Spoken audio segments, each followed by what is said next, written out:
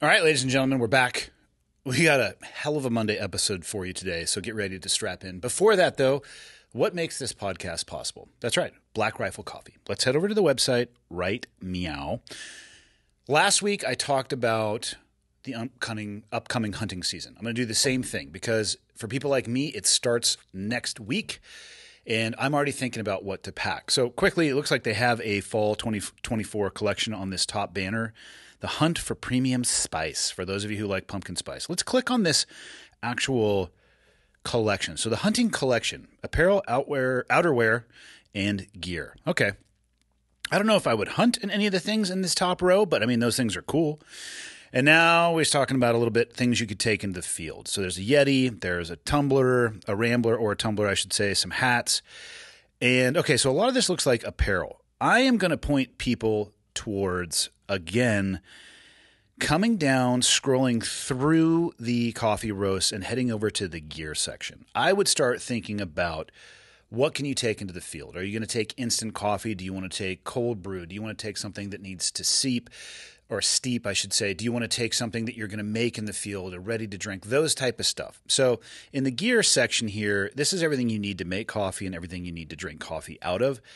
Go through it at your leisure. Hunting is awesome. Hunting without coffee is not as awesome. So head over to blackriflecoffee.com. Think about it before you have to go. Don't make these orders, and I say this from personal experience, 5 to 10 minutes after realizing you're late and then realizing you leave in 3 days and the shipping can't get to you anyway. So plan ahead. blackriflecoffee.com. All right, my guest today, his name is Andy Milburn, and I'm just going to read this bio, a portion of this bio, because otherwise I would mess it up. Andrew Milburn retired from the Marine Corps in 2019 as the Deputy Commander of Special Operations Command Central, the headquarters responsible for all U.S. special operations in the Middle East. As an infantry and special operations officer, he has had operational command at every rank, to include leading the Marine Raider Regiment and multinational special operations task force given the mission of defeating ISIS in Iraq. Since retiring, he has written a critically acclaimed memoir, When the Tempest Gathers, and articles for a number of publications to include The Atlantic, USA Today, The Hill, War on the Rocks, the Modern War Institute, and Task and Purpose. He is on the adjunct faculty of the Joint Special Operations University and teaches classes on leadership, planning, ethics, command and control, mission command, risk, special operations, and irregular warfare at U.S. and British military schools. He is a co-host of the Modern War Institute's Irregular War podcast and Irregular War Initiative. Went to law school in the UK and then came over to the United States and enlisted in the Marine Corps. What not mentioned in here is that he was leading the Mozart group in Ukraine as well, which we get into over the next 3 hours. Episode number 352 with Andy Milburn. Enjoy. Okay, got the red smoke. Gun run, north and south, west of the smoke, west of the smoke. Okay, copy, west of the smoke. I'm looking at danger close now. Come on with it, baby, give it to me, I need it. You're cleared hot. Copy, cleared hot. I'm not good with electronics. I do one of two things. Turn it off and back on, or just throw it away. That's all I got. Good on you for handling all of this. Well, it didn't start like this. It started years ago with a box, maybe the size of my laptop, that you can see over there, that a brand bought for me. There's no video. 2 microphones that I had to have little 2.5-pound plates that I would put on top of them to hold them still, and a little recording device that was maybe the size of that postcard right there. And this is probably the 6th or 7th iteration. So very, very slowly. Yeah. But it was a one-man show for...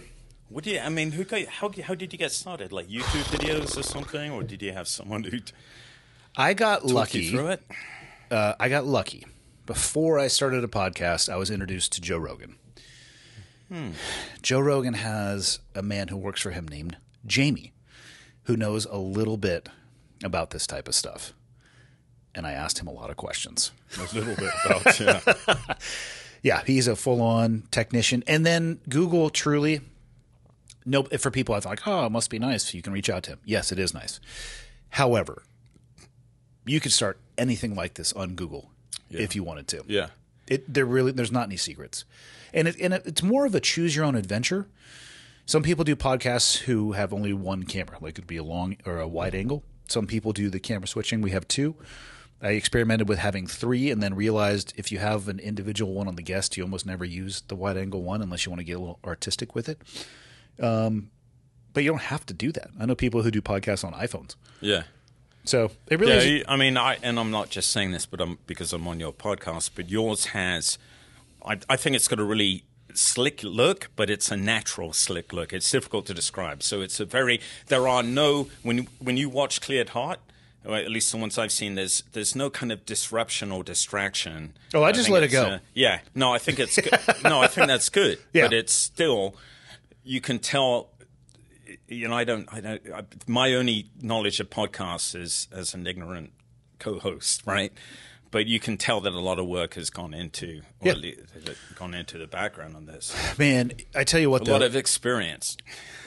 I would like to call it tuition payments. Experiences in doing the wrong things. My God, I don't have a box big enough for the cables that I bought that were wrong, or the boards that I bought that were wrong, or I thought I needed something, and I realized what I got, and it's because I didn't research it enough. It didn't fit, or it didn't do what I thought it was going to do. There's some volume under the curve. Yeah. And I also don't want to make it overly produced, even though I have nothing against people who do that. I just think sit down, have a conversation. Most people listen only anyway. If you look at the actual data, and I'm not sure if your podcast is the same, but the listener only volume is many, many multiples of those that watch. Yeah. Which makes sense because you could do other things while you're just listening, which is how I consume the content. I'll do it if I'm mowing the lawn. That's right, yeah. So, and watching 2 dudes talk, actually watching them is interesting only to a certain point. What I have found for people who, even if they're watching, it's oftentimes a sub window on their computer where they're doing work. And if they hear something that interests them, they'll actually go back and watch it. So if there's and I don't know necessarily what that would be per person, but if there's something compelling that they think that, whether it be an interaction or a gesture or whatever it is, then they'll actually rewind and go watch it. So even a lot of the people watching are actually just actively listening. Yeah. It's bizarre. That's a really interesting observation, though. And I have, and I don't know if it has any value whatsoever. I don't know. And it may vary according to kind of generation, right? I'm sure it does. Younger generation may be very visual. And my father, who is 76 and has the same understanding of technology as the cup of coffee you have in front of you, is YouTube only. And I tried to explain to him that there is a podcast app where he could just listen, and that flew right over his head. So, yeah. But he is used to watch. He loves rugby. He watches YouTube I was going to say all day long, but that's not true because sometimes he golfs. So it's, rugby and sports, but he uses that mostly on YouTube. So I think it's just what you're the most familiar with. He likes rugby? Oh, he loves rugby. He coached rugby. Did he grow up playing it?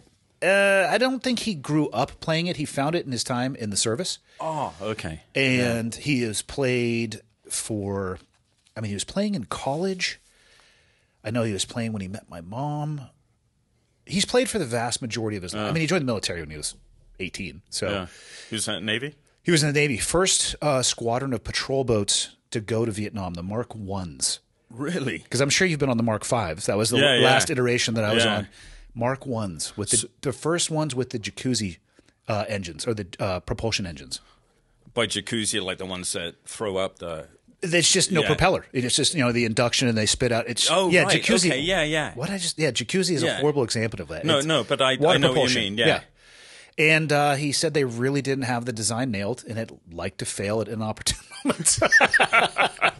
I've never been in the Mekong Delta, but apparently there is some detritus in there, some leaves, some foliage. Yeah. And he said oftentimes he was a 50 cal gunner. No kidding. On the front of a Mark 1. He said he had 2 foot pedals and 2 butterfly. Best job I have, though. I don't think he wore ear pro because he can't hear shit.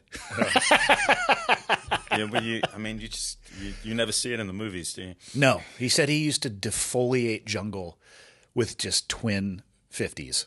Yeah. Which, Damn, that sounds awesome. Yeah, extraordinary. Was that? I mean, that was early on, mid 60s. Oh, man, I don't want to misspeak. I know it was in the 60s. I think so. Yeah. I'd have to double check with him. What a great background. But anyway, so then it went on to playing rugby. Found Very rugby. interesting, because that wasn't usual in his generation of Americans, right? I mean, he was coaching the University of California Santa Cruz women's rugby team, I think for the last half a decade at a minimum, when he was still living in Santa Cruz. He just moved up here probably a year and a half ago. oh, here to California? Yeah, he lives here. Oh, that's awesome. Successfully extracted him. Oh, that's awesome. Good on you. I made him feel like it was his choice. You know, that's a great way to pay your father back. I mean, I'm being serious, right? He visited a bunch. We lived in Missoula when I was very young. So he's familiar with Montana. He is familiar with parts of it. We lived down in Missoula because my mom gave him an ultimatum. He was really struggling with his experience in Vietnam. And she said, his words, he's told me this and he's talked openly about it, so I feel comfortable talking about it. Essentially, either you need to handle your shit or I'm leaving with the kids. I don't know how they landed on Missoula, but he interfaced with the VA up here and actually some of the local tribes. And they were doing, the modern era morning routine of sauna and cold plunge. No kidding. We're talking sweat houses, into the water. Yeah. In a communal setting, so rolling in. That's fascinating stuff. So but the VA wasn't referring him to that, right? I don't know. Okay. I don't know. I actually think, though, it might have been a combined program. Yeah. And that might be combined, maybe not from the VA, but people at the VA were involved with the other group, or they just knew about it. Yeah. But we came up here for 2 years, and they stayed married until my mom passed. So it worked. I would say it did. Yeah, for sure. I tell you what, his generation and their response, or how they were treated coming back from war, man, what a difference than the modern era, as I'm sure you've experienced as well. Yeah, I'm a cynic about just kind of the fickleness of the American public. I mean, God love them. That's why we all joined the military. But yes, absolutely, we were so much luckier than the Vietnam generation. But at the same time, we weren't that much luckier, because what really matters aren't the thank you for your service and all that. It's affecting policy. It's telling your congressman, hey, what the fuck are we doing here? Yeah. Or asking the right questions. And during Vietnam, enough of the American population were connected to someone who was serving that it energized them to do that. But, in our generation, that doesn't seem to motivate people the same way. I wonder if I think the country at this point, I mean, obviously population size growing, the government is growing at a spectacular rate as well. I don't know if it's possible to put that cart back or the horse back in the barn, to have that level of attachment. Yeah, or if it's even something we want as a society. I was having a conversation with Tulsi Gabbard, and I didn't realize it would require a change to the Constitution, which I'm fine with. But I think those who are in a position to vote as to whether or not we go to war have to nominate a member of their family to go, or they have to go. And you can't use adoption as your way out of that. Yeah. I think it would change. I think it would change. 100% it would change the calculus. And that's not, I'm going to sound like a complete nerd right now. So I did philosophy at college, and I go back time to time to read Plato's Republic, which is, it's kind of a seminal work, if you like, on democracy, right? And I think about, I read about the kind of the obligations of the state, of the fact that it becomes increasingly dangerous as you have just one segment of the population that are guardians of that state, and they become separate from the culture, right? Yeah. And it does concern me sometimes that we are heading that way a little bit. I'm not being self-piteous. I loved my time in the military. Most of us didn't join. I mean, let's be honest. Most of us joined the military too for selfish reasons, and it was an awesome time. 100%. And we got to serve with the best people this country produces. I don't have a moment of regret. So I'm not a woe is me. But yes, I would like to see more of a kind of connection between, committing.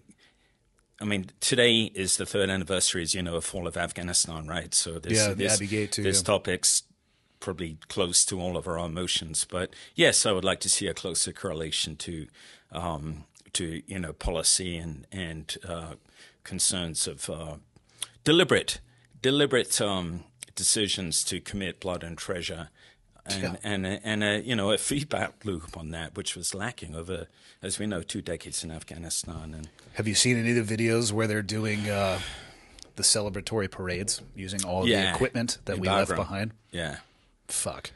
But Andy, I mean, in fact, I was on a Middle Eastern channel being interviewed by that, and I was asked, "Don't you find that embarrassing?" And I said, "Look, it's disheartening. I don't find it embarrassing. I'm not embarrassed by my service in Afghanistan, and no one should be. Because behind that veil, all this other shit's happening.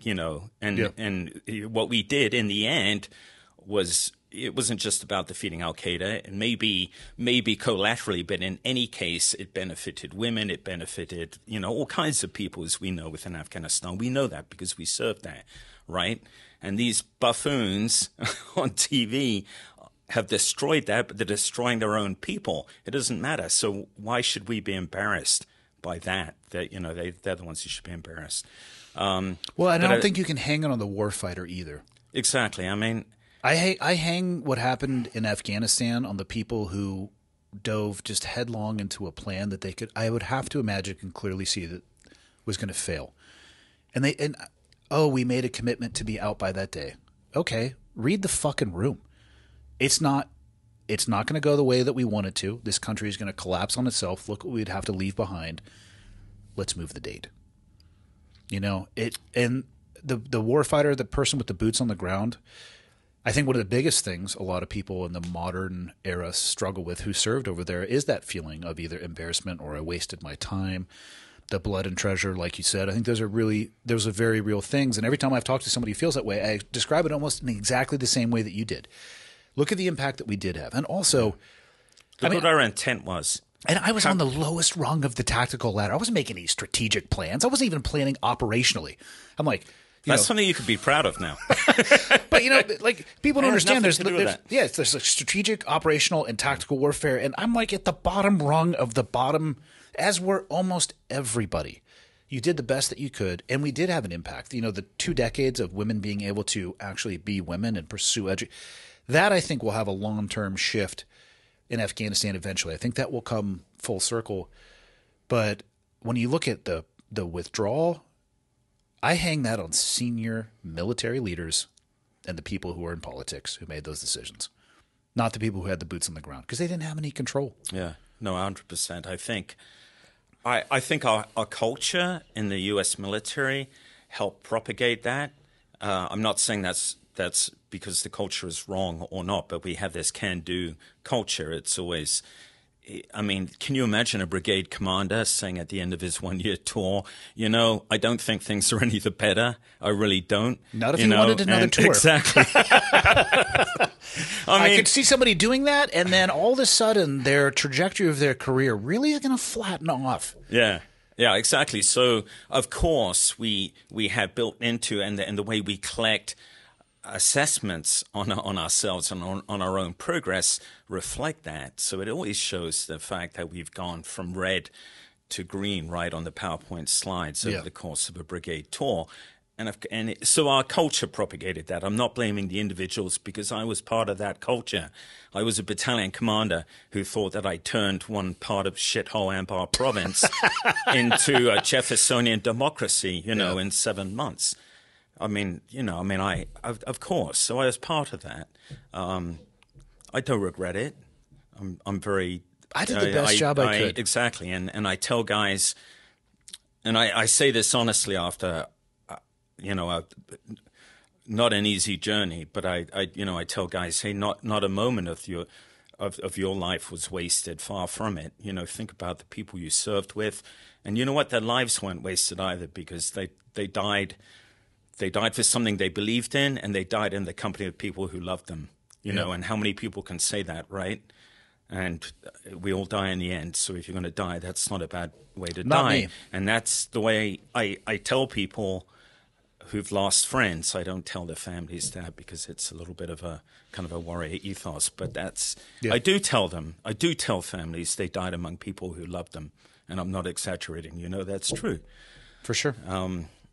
Love them honestly to a degree that may not be understood by some of those families. Yeah, exactly. Because in some cases, you know, it's replacement family, and we know all that. So the fact that Afghanistan, to a lesser extent Iraq, turned into such debacles, I don't think undercuts their sacrifice. Yes, it brings shame to the politicians and the senior military officers who basically lied or denied the truth and allowed these things to happen.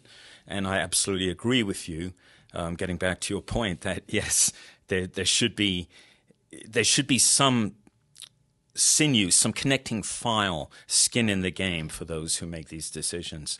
Do you think it's too late? Hemingway said, "No one should make decision to go to war who has not fought in one."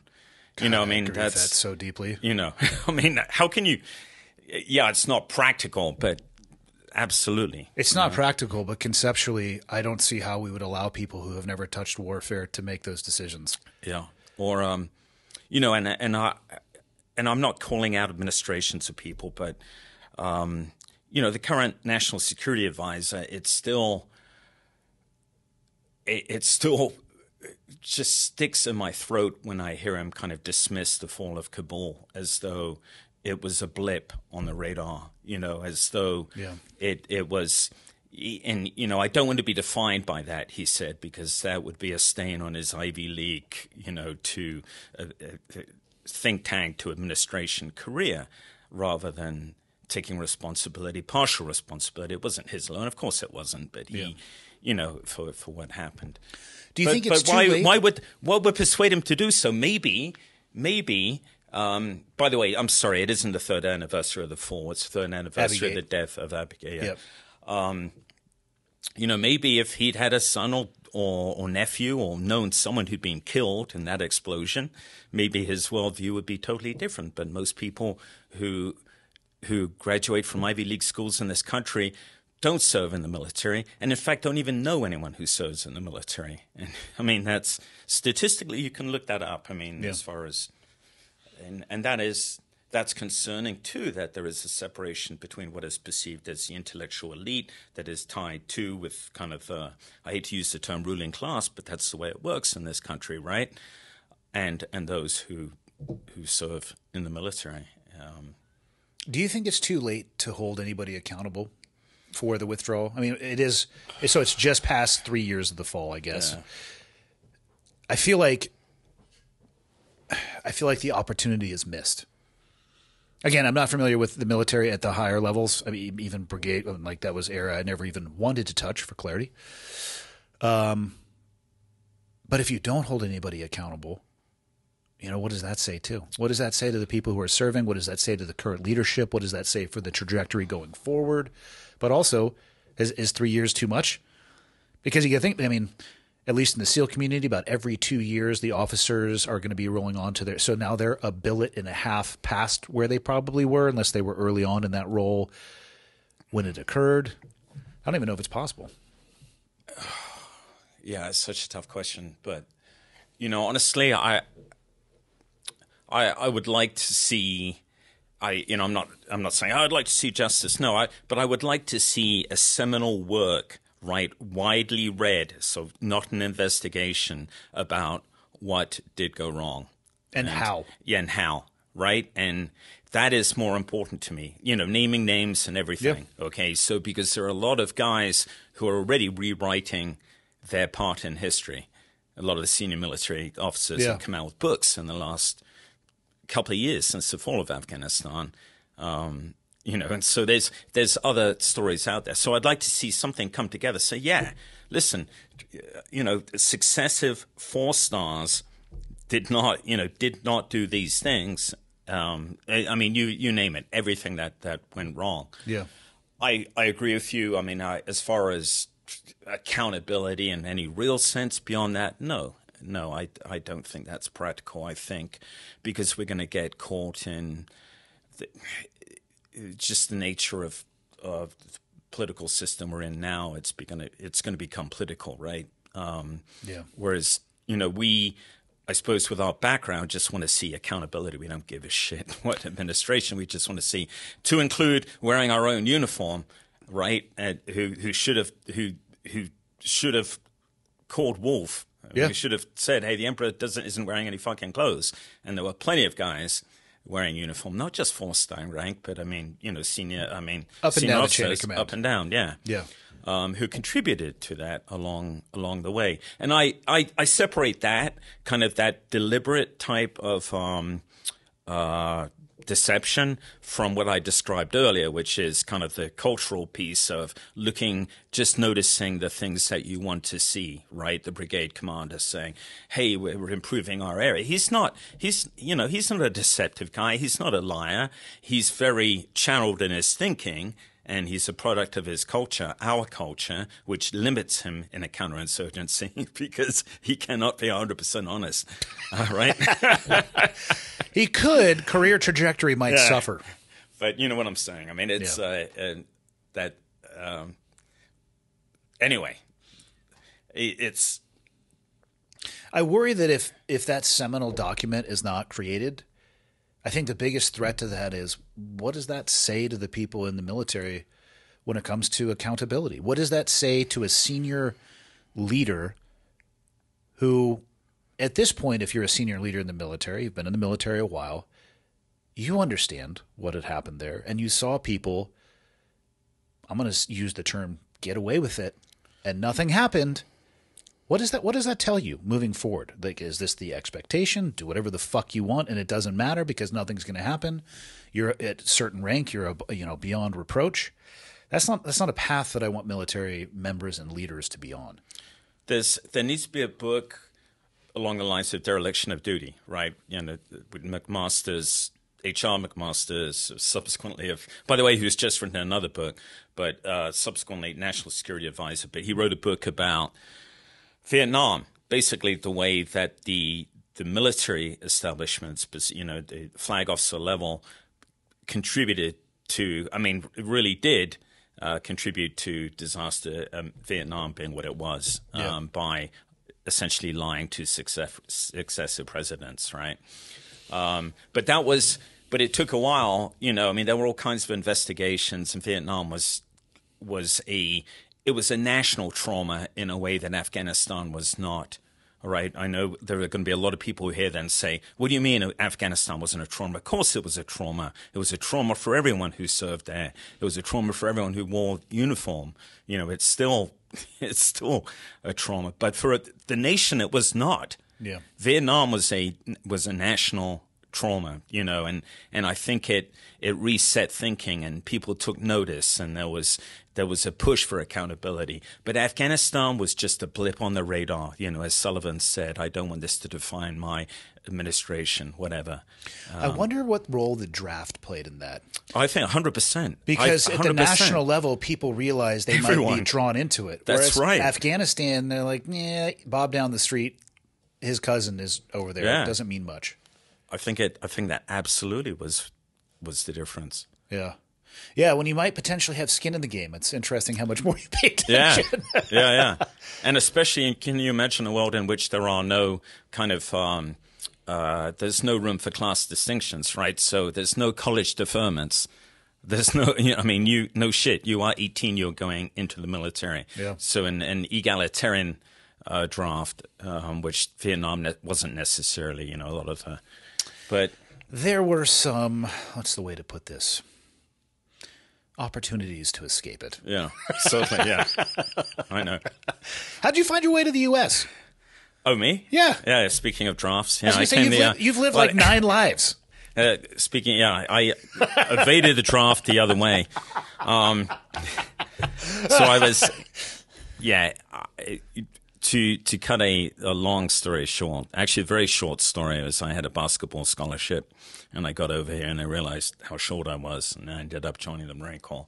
Does basketball in the UK mean like soccer means rugby? Okay, just means straight back to make sure it's not like code for that was field hockey or something. Absolute very poor joke. Absolute bullshit. No, I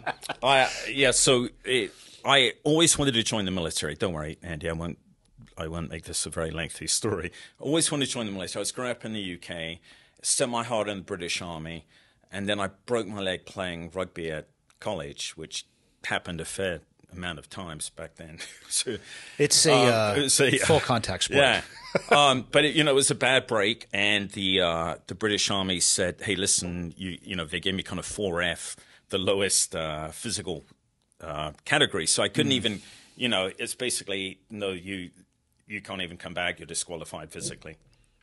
And so I was a U.S. citizen. Am a U.S. citizen. Even back then. Yeah, because my mother was American. Okay, so dual citizenship. Yeah, I have never been to the UK. I mean, I've never been to the US, but I had this passport, which was awesome. Okay. Because it enabled me, after graduating from law school, it enabled me to enlist in the US Marine Corps as a private. Why not go be a lawyer? That was my ultimate plan, but I did have a plan. I had a 5-year. I got a place in what we call the Inns of Court. If you're going to be a lawyer in court, what we call a barrister in the UK. Anyway, bottom line is, I had 5 years in which I could take a sabbatical and do something else, and they would keep my place open. That's a hell of a sabbatical. So I thought I would join the Marine Corps as a sabbatical and come back and then practice law. Yeah, that was the plan. So a 4-year enlistment fitted in fairly nicely. What year did you enlist? 1987. Okay. So that's why I could do it in the UK. There was a U.S. Marine recruiter in London. It was during the Cold War. Remember, Andy? So there were all these U.S. high schools across Europe. So in Europe, for instance, in Frankfurt and in London, you had armed forces recruiters, and you'd have kids from high schools on U.S. Air Force bases, whatever. That makes sense. They recruit from there. So anyway, I walked into this Marine Master Sergeant's office as a law school graduate back in 1987 and enlisted. But no, I wrung him dry. I drove a hard bargain. I was guaranteed infantry. Okay, anyone who's a Marine who's listening to that is laughing uproariously because is everybody guaranteed infantry? Oh yeah. Back then, if you were in the depth in the pool, right, and you showed up to boot camp and they drug tested you and you got infantry. If you were positive, it was like, all right, we're going to give you one chance. But you no longer have this coveted, whatever it is, helicopter mechanic billet. You are going to the infantry. But anyway, I thought that it was something that I had to fight for. So, that was bargain ship number one. Number two, I was guaranteed PFC at a boot camp. So, as I explained later to my parents, law degree did count for something. And is PFC like an E2? Yeah. But I mean, it's something. In the Marine Corps, that's something. I'm not taking it from you. I'm just not familiar with the Marine Corps rank structure. I know. I mean, it's a totally foreign concept, for instance, to Air Force guys who graduate from boot camp as E7s with a full deck of medals. Yeah. But, it was, E2. Anyway, so that was it. So Paris Island, which is boot camp for the United States Marine Corps if you are east of the Mississippi. Sorry, I'm not that good with American geography, so I was trying to remember. Paris Island's where you end up, or if you happen to be enlisted from Europe. Okay.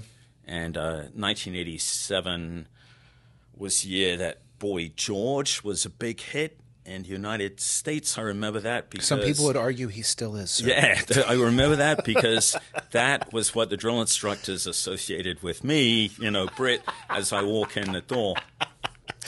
Yes. Among various other things.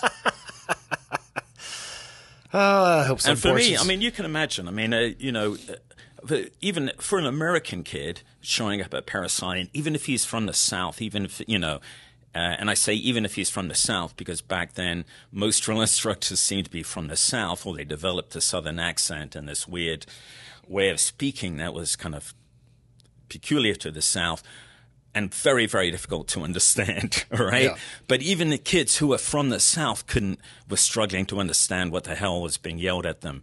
So you can imagine a Brit I think that's coming intentional. Into that. It's just supposed to be chaos. Of course it's intentional, yeah.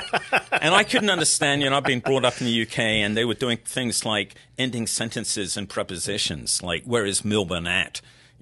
Which I'm taught you never do. And so how was I to know my name was involved in that sentence? Listen. This caused a great deal of confusion, as you can imagine. We're a bunch of savages that broke away from the homeland years ago, all right? We do shit differently over here. How did you go from enlisting in the Marine Corps to brigade commander? Again, you've lived like 9 lives. Yeah. Honestly, Andy, and this is not false modesty, I could have been relieved. When I say, oh, it's luck and all that, I mean, seriously, it was luck. And so substantively, what I mean by that is I could have been, I did things, either mistakes or things, not crimes, but just dumb things I did or things I didn't do that I should have. I could have been relieved by anyone's standards, probably at every rank. Every time I held some kind of command. I think that's true of almost everybody, though. Yeah, but not everyone understands that, right?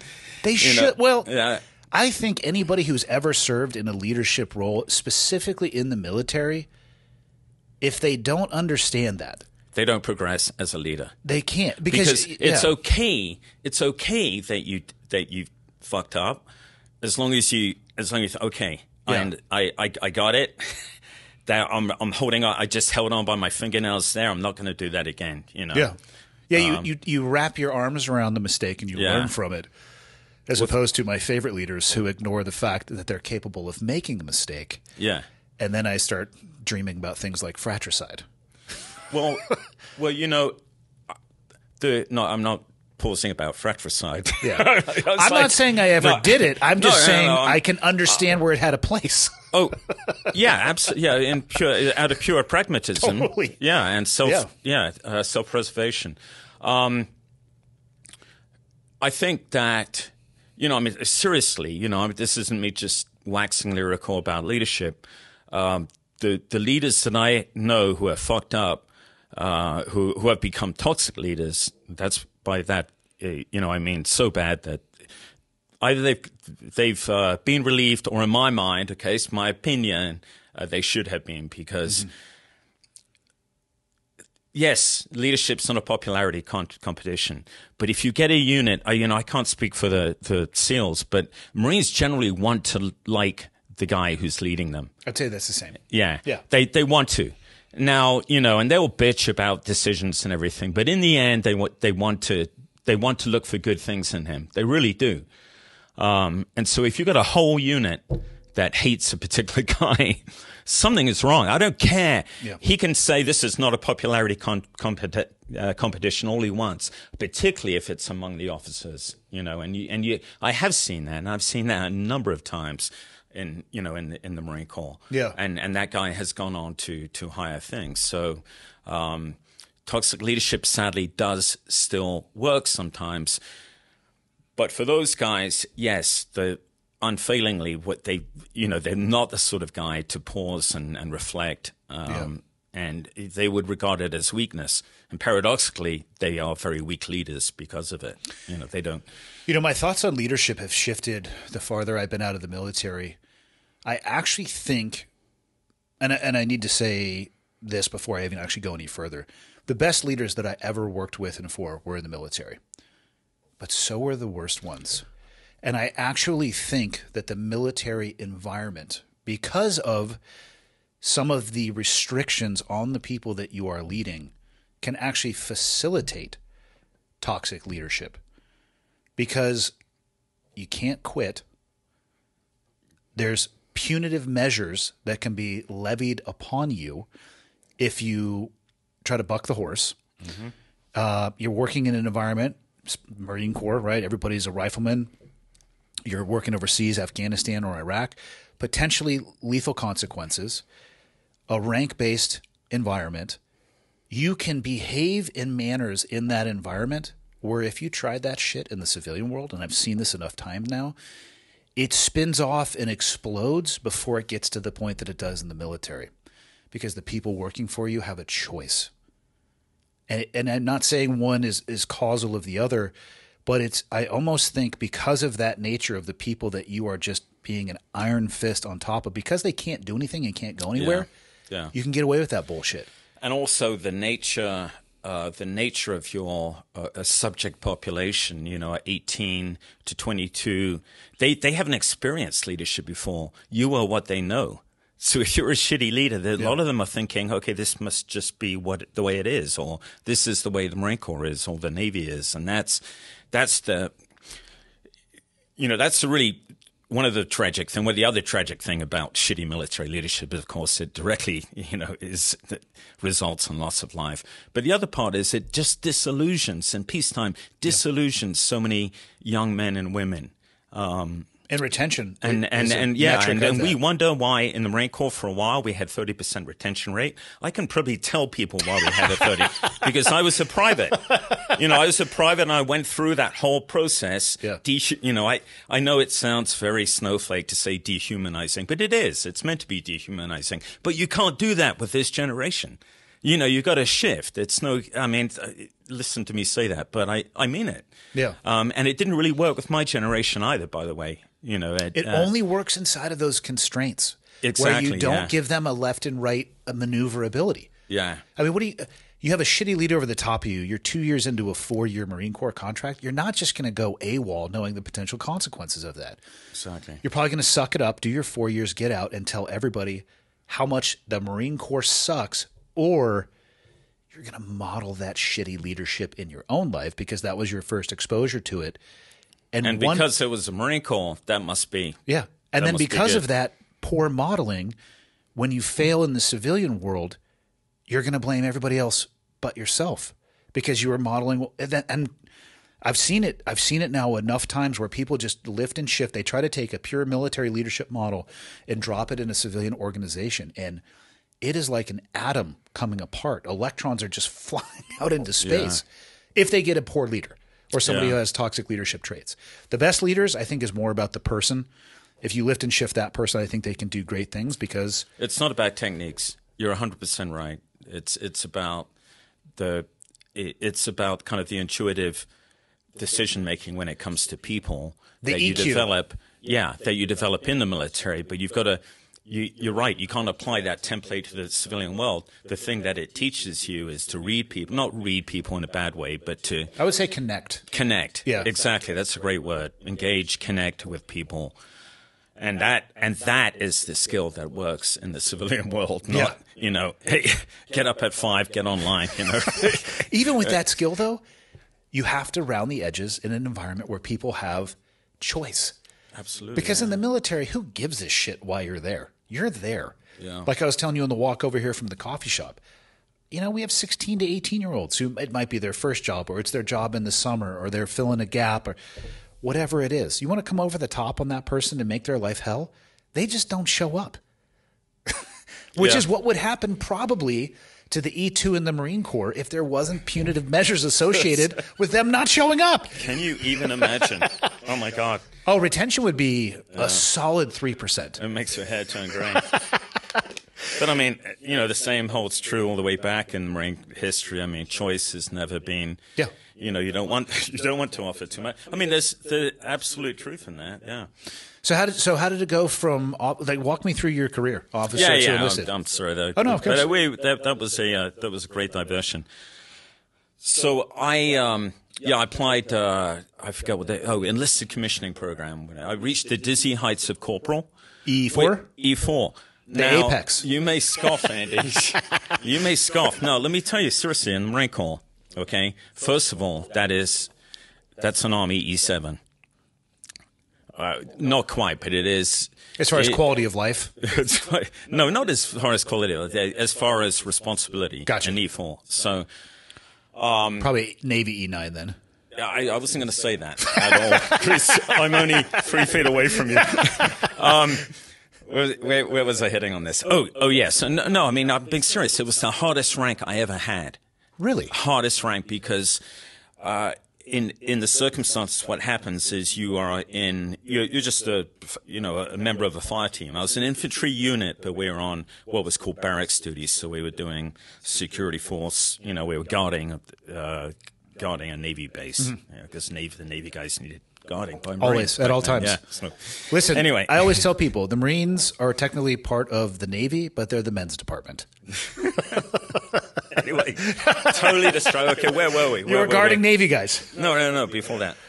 You were walking me through. You had made corporal was the hardest job you ever had. Yeah. So anyway, so you go from just being like the junior guy because I'm meritoriously promoted, which was, I had appeared before as a board. You don't choose to appear before a board. You've got a sergeant major who goes, hey, get that fucker Milburn. He's got the strange accent. They're going to think he's bright. Clean him up, put him in uniform, get him in front of the board because we need a win. I need a guy to make NCO of the quarters. So Milburn does all that. Yeah. He gets fed the questions beforehand. Plus, you go up there. Is there a statute of limitations on this? Plus, you had already graduated law school. They're loading the gun up. They're just like loading the gun up and pointing you in the right direction. Exactly.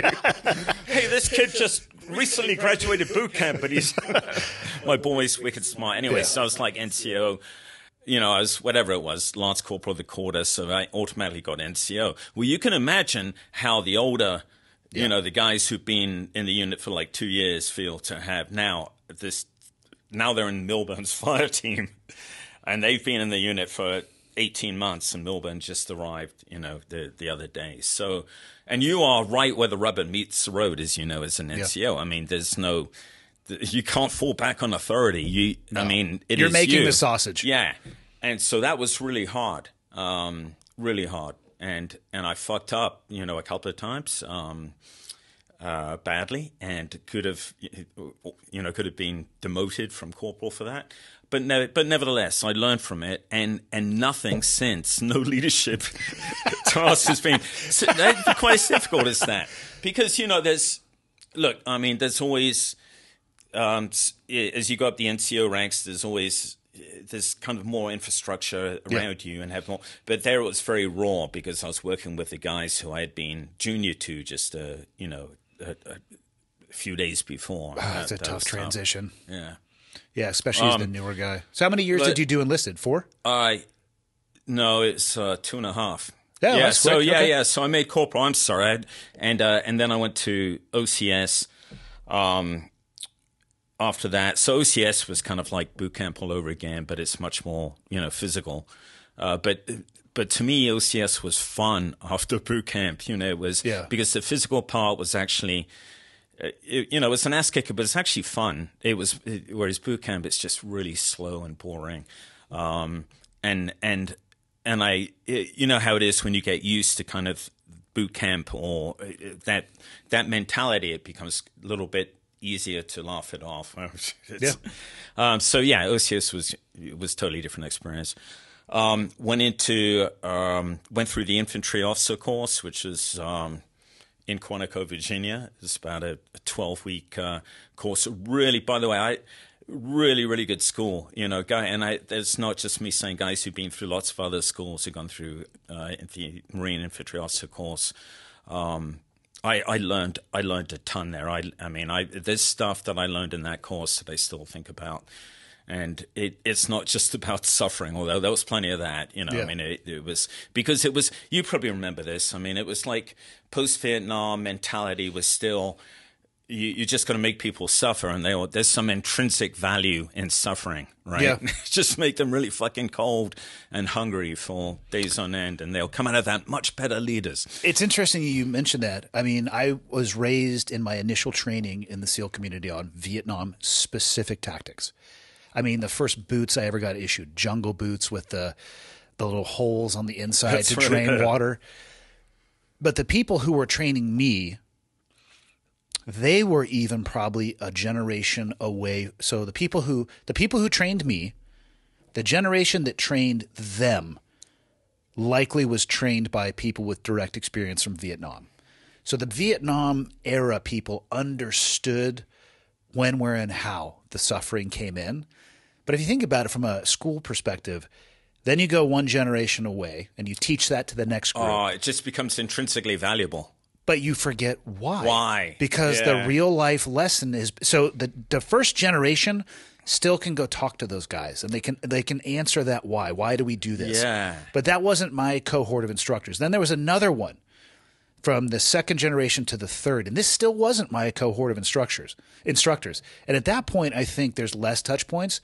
Then there's the fourth generation of instructors, which were the ones that instructed me. Yeah, and the equity of the day, the currency of the day was suffering. Yeah. And I bet, this is a hypothesis, that a lot of them would struggle, if not be able to actually articulate where, when, and why that suffering came in on those things. It just became the metric that was important.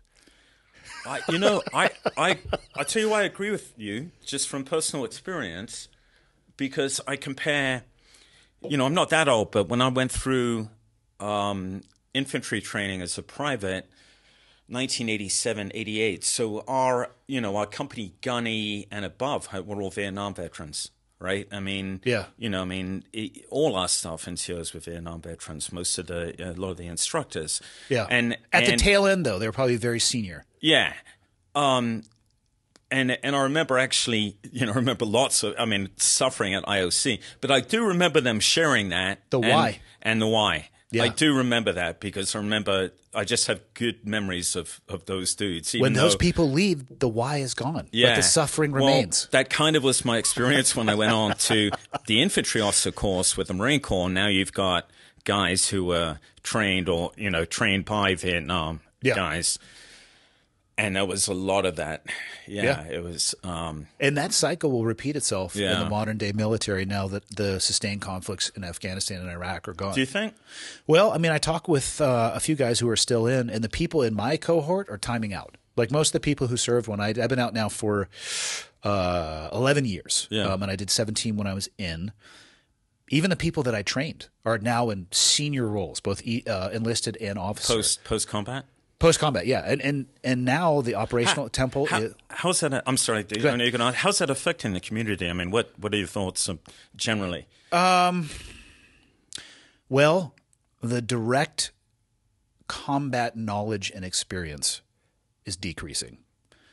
And I think, much like after Vietnam, I think the probably the sharpest that the blade ever was probably towards the tail end of the conflict when they were able to evolve and refine. But the farther you are away from, pulling the knife out of the sheath, I think some of the lessons are lost. I don't think it's intentional, but I think you lose a little bit of that tactical edge. And then, I look at the SEAL community after 9/11. If I'm being objectively honest, we won because we were centuries ahead of the enemies we were fighting. Not because we were amazing tacticians, because we were training on Vietnam skill sets. Jungle warfare. Yeah. In, JBAD and ABAD. Not exactly the same thing. Like, what do you mean I have to go up there? And this is the appropriate angle for the fucking there. I'm like, I didn't train any of this. Yeah. But we learned. Right, we learned and we adapted, and I would say painfully, slowly. For us, yeah. Same here, but at a velocity faster than the people that we were fighting. Yeah, we had so many immense advantages over the top of them. But I'd say the middle of those conflicts were probably the sharpest. And I think if that's the execution of your job, the less you get to do that job, I think the blade dulls a little bit. Yeah, I think the military is still incredibly capable. I agree. And then there'll be – I'm sorry, go ahead, Andy. I was going to say eventually at some point in time they'll get pressed again, and they'll probably have a little bit of time of picking up speed, and they're going to be okay. I think that's just kind of the way that it goes. I think it goes in peaks and valleys. Yeah. Yeah, in between all those, I know it sounds an old fogey thing to say, but all those lessons kind of get lost along the way. It's funny because it's hard to imagine a military that does not deploy to combat, and I think because that was so much of our experience, so it takes kind of a totally different mindset to imagine that. And Yeah, I think, I just think, here's why I think it matters. And it's not that I think, we should always be at war to ensure that we have that experience. But the reason why that gap and matters is when we went to, we both talked about the legacy of Vietnam, the fact that, even your generation, which is after mine, kind of grew up with the lessons of Vietnam. And then, from Marine infantry perspective, we go to OIF 1, right, the march up. And yes, we've had a smattering of training in urban shit and, convoy stuff. But still, most of our training has been out in rural, urban environment doing all this light infantry stuff. Yeah. And that is the war we expect and want. And we have dreadful problems, I can tell you from experience. Enter Ramadi 2005, 2006. Yeah. I mean, my God. All the way through. All the way through. But then we do adapt, and our training pipeline gets better, and our focus gets much, much better, and just the quality of not the quality of the Marine infantryman, the way his situational awareness on the ground gets better and better towards the end of the conflict. But it doesn't matter really anyway because of all the policy decisions that we've talked about. But yes, we did adapt. It was a long, painful process, and it didn't need to be that painful. And that's my concern. It isn't. I'm an old fogey going, we need always to have combat veterans. It is. I get it. That's good. We're having a lapse between wars, but I hope someone is not just keeping lessons alive, but really taking a hard look at what's happening in places like Ukraine now, or Gaza, for instance. Indeed. Well, I want to definitely talk about Ukraine because I know you spent some time over there, but keep walking me through your military career. Yeah. Fascinated by this Marine Corps journey. Yeah. Sorry. Right. Which I keep making detours. Anyway, so I go through the infantry officer course, and I join 2nd Battalion, 9th Marines out in Okinawa, right? This is the only battalion that has not gone to the Gulf War. Now, I know you were a kid during the Gulf War, but I was a fresh-faced second lieutenant, and that was our one chance to go to war, right? Yeah. And almost... Or so you thought at the time. So I thought. And, every other, like 3 of us in a IOC class of 30 end up in this battalion, so 10% of us just miss out on the war totally. And we think our lives are over. I mean, you can imagine. And it's just a mess. We join, I hate to say it, but these guys, they would put SEALs to shame as far as, seriously, the whole, to include the officers. It was, they run out of ammunition. I'm joking about that, Andy. I don't care. No, discipline-wise. The Marines are always hard on. Yeah. But I'm saying they because of poor leadership, they'd had a what the fuck attitude because they didn't go to war and they'd had to give up their ammunition and they were on Okinawa. So instead of doing anything, even trying to train, they had just stopped and started drinking. I'm not exaggerating. It's traditionally a great recipe. Yeah, to include the officers. and so, you've got 3 fresh-faced second lieutenants show up in this battalion, and I take over my platoon. You can imagine the platoon's at the end. They're at the end of a deployment that was supposed to be 6 months, and it's on month 14. Oh. And they're watching all the homecomings and everything, and they haven't seen their families, and now they've got this brand new second lieutenant. Hey, man, my name is Andy Milburn. We're going to train hard. No, I hope I was a little more empathetic than that. But it was a tough time to join a battalion for sure. And but fortunately things got better after that. Anyway, fast forward, next deployment, same battalion, totally different battalion commander, different company commanders. Now we're part of a MU, which is a Marine Expeditionary Unit. Back then it was Special Operations Capable. Mm-hmm. And we did the first landing in Mogadishu, Somalia in December 1992 at the beginning of, what was it called? Restore Hope. Most people would probably know it from Black Hawk Down. Yeah. But beginning of Black Hawk Down is probably a better way to describe it. More people will know what we're talking about. Restore Hope. So funnily enough, So Black Hawk Down occurred in October of 93, right? This is December of 92.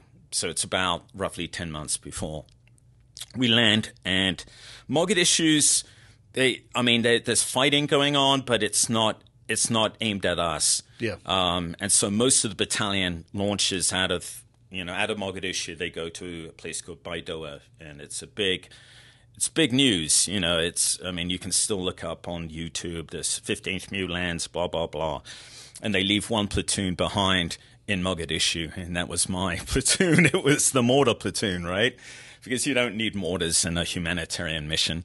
Hopefully. Hopefully. So there we are. And then, of course, things start going really bad in Mogadishu, and it's just my platoon are the only infantry guys. There's all the Mus, the cooks and the odds and sods. And so we are we're out patrolling the streets along what was then called the Green Line between Mahdi, who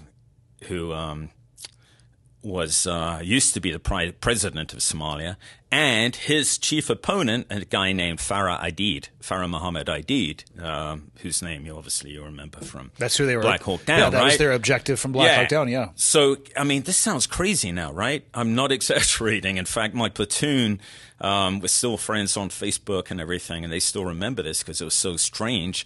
You can imagine this platoon. We're about 60 guys, and we're walking we're trying to keep peace on the Green Line between these two warlords, and the rest of the Mu, all the supporting assets. Actually, they did leave a section of Cobras behind, which was a lifesaver for us.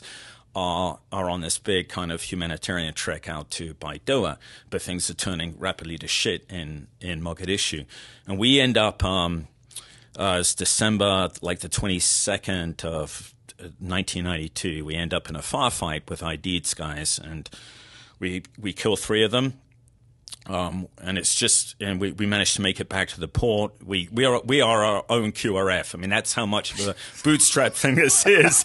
It's like, we want patrollers out. They get bumped by these guys, and it was definitely, I was with that patrol, so I know it was legit. These guys point a Dishka towards us, and we've already been taking incoming, and it was unusual back then to open fire, but it was a clear decision for me. Yeah. So we opened fire, got the Dishka gunner, and got the driver and one other dude. Apparently, we make it back to the port, and call it in and all that. It's big. It's a big deal. It made the papers here, the front cover of the LA Times. Oh wow. You name it. But so what happens? They're like, okay, hey Andy, we need you to come over to the port, and also we've got Lieutenant Colonel so-and-so to come out. He's a MP detachment head. I'm like, MPs? I don't even know what the fuck are the MPs doing here. Apparently so they're coming over to question my guys. Oh, shit. I'm not kidding you. Take their weapons. Yeah, they were going to do ballistics and everything. And I go to the airfield, and I'm getting questioned about the shooting because they got a report from an NGO that we'd killed 3 civilians. This is all absolutely, this is all, again, you can look at it, kind of read it in the papers. And it didn't help, by the way, where this is in the LA Times. So this is how dumb I was. It's just a lieutenant thing to say. The LA Times guy said to me, the first guy, I don't know how they knew this, but the first guy was shot wasn't the driver or the gunner. This is how clued in they were on rules of engagement. It wasn't the driver or the gunner. It was the passenger in the front seat. And I was thinking, how the hell did they know that? And the guy said, can you explain that? And I said, well, yeah, I'm from England, so we drive on the other side. And so I thought, it's all there. It's absolutely there in print. And anyway. That's amazing, especially if they make you read that in like a neutral tone of voice at a court-martial. Oh, my God. Anyway, can you imagine now with the internet, I would have been gone. Yeah. You know what I'm saying. But I couldn't think of anything else to say. Anyway, it doesn't matter. But the point is, the focus of rules of engagement at that point for us, with our subsequent experience in Iraq and Afghanistan just seems crazy, but that's the way it was because it was the beginning of a humanitarian operation. Yeah. We didn't think that way. And so subsequently, even when it comes to Black Hawk Down and you see all the critiques about NVGs and this and that, you kind of can understand that complacency. I'm not justifying it. It was more than complacency. It was a constrained environment. It was very constrained. Yeah. But anyway, so I'm in the airfield answering these questions, and I couldn't. Everything had happened in such a rush. I could remember opening fire. I didn't actually give the order to open fire. I opened fire because that's what happens. Is going to be the order. Go, hey man, open fire on 3. Also, if your boss is shooting, you're probably pretty good to shoot. Exactly. So that's what happened. So, my saw gun I picked up and his gun jammed, which may have been a good thing. But anyway, I can remember shooting, and I can remember what I was shooting at, but I couldn't remember the trigger. Huh. I couldn't. Isn't that weird? And I couldn't remember exactly. I could remember, the guys that were definitely armed. I knew that. But I couldn't remember specifically the Dishka being pointed around towards us, why I pulled the trigger. So I was talking in general terms, hey, they were armed, blah, blah, blah. I thought they were a threat. We've been taking incoming rounds, all of which was true, but not enough to satisfy the rules of engagement for them back then. Because what were the ROEs? Because they were incredible, right? So for instance, my platoon had to return weapons to guys who we had disarmed. So you had to really draw a correlation between incoming and the guys you're shooting at. Where's the inherent right to self-defense in this? Well, hostile act, hostile intent. Well, my God. Exactly. And things shifted a little bit here. But remember, I'm not justifying anything. It was a very different, weird. But it taught me some hard lessons too, because here I am now. I'm second guessing myself. I mean, when something like that first happens to you, it is such a rush of energy. It's not necessarily fear or anything. It's just overwhelming. It's overwhelming, and I'm pretty sure that blocked out part of my memory afterwards when I was trying to remember. I knew confidently that I'd made the right decision. I just couldn't articulate it. Yeah. Right. In terms that satisfied them. What was the time between the shooting and your interview? It was same day. I think, and somebody can obviously double check me on this, but even in most police shootings, they intentionally have a period of time in between the event and the shooting in and of itself.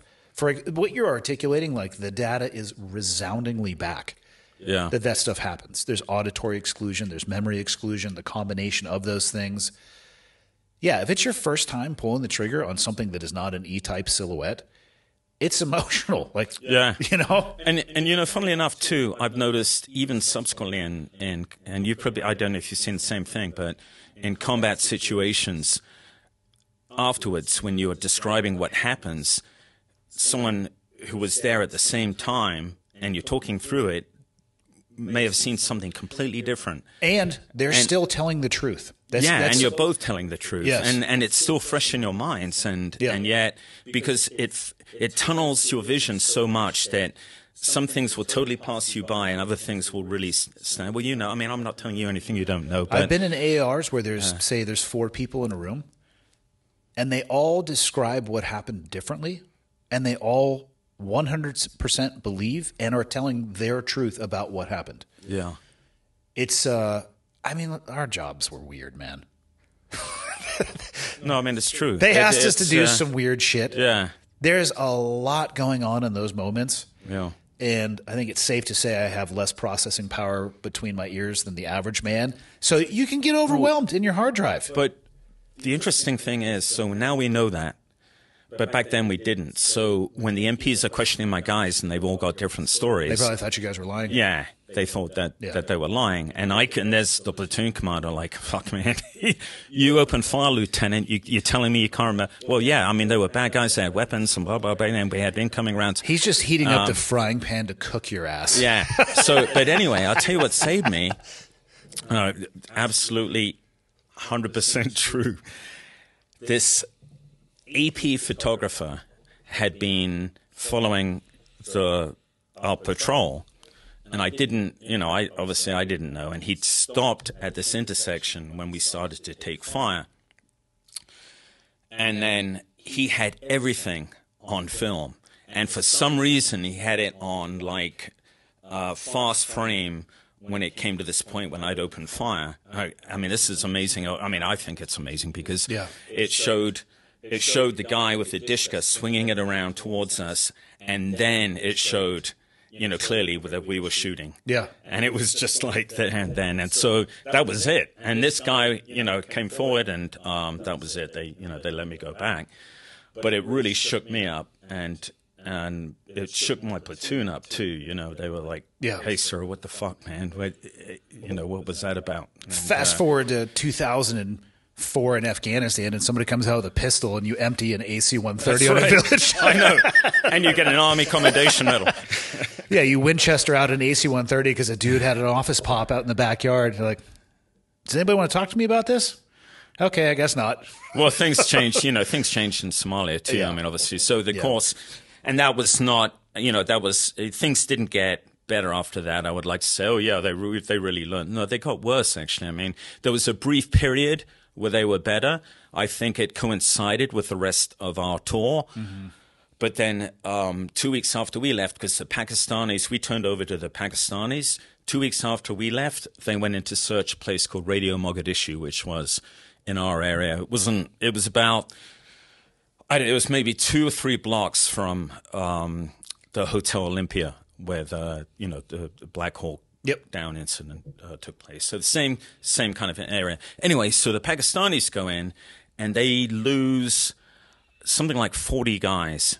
Like KIA? Like 40 KIA. Holy shit. I mean, they lose like essentially a whole company along with casualties and everything. And I'm thinking, what the fuck happened? Well, we'd searched Radio Mogadishu many times, and I was familiar with them. We knew they were kind of bad guys, but we just found old AKs. But I can picture what happened. They actually went into the compound, and the Somalis had laid an ambush and were shooting down on them, and they just couldn't get out. They were trapped in there, yeah. And of course, they didn't have. I mean, we would never have gone into the compound. I would have had Overwatch. And, for sure. But that happened before Black Hawk Down, right? But it didn't really receive. I mean, it was a tiny paragraph in in USA Today. I happen to know about it, of course, because I knew about the Pakistanis. But it was, when what happened, there were things leading up to it, and those guys weren't dumb. ID's guys, as they showed, because the Pakistanis were fairly professional soldiers. So for them to have lost that many guys in one incident shows that what they were up against were they were fairly sophisticated. When did you guys rip out of that deployment? Because you said Black Hawk Down happened, and you said October of 93. Yeah. So we were out of there. I want to say end of April. Okay. Yeah. So damn, that's only 6 months from when that had to have been a tough news cycle. Yeah, it was actually. It was very, very tough. Yeah. So there was a Marine unit that went out afterwards to kind of help close down shop.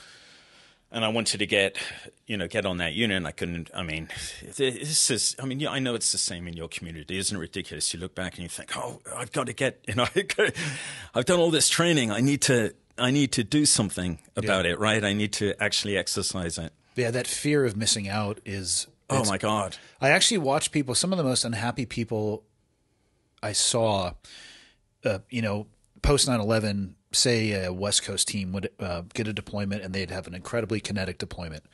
And you'd see sometimes people from the East Coast, I guess I would describe it as chasing the dragon. They'd put in to switch to go to the other team. And they'd get in on that cycle, but the next time that deployment... The op tempo would change. They'd go to Guam or something. Yeah. Or they'd go to Europe.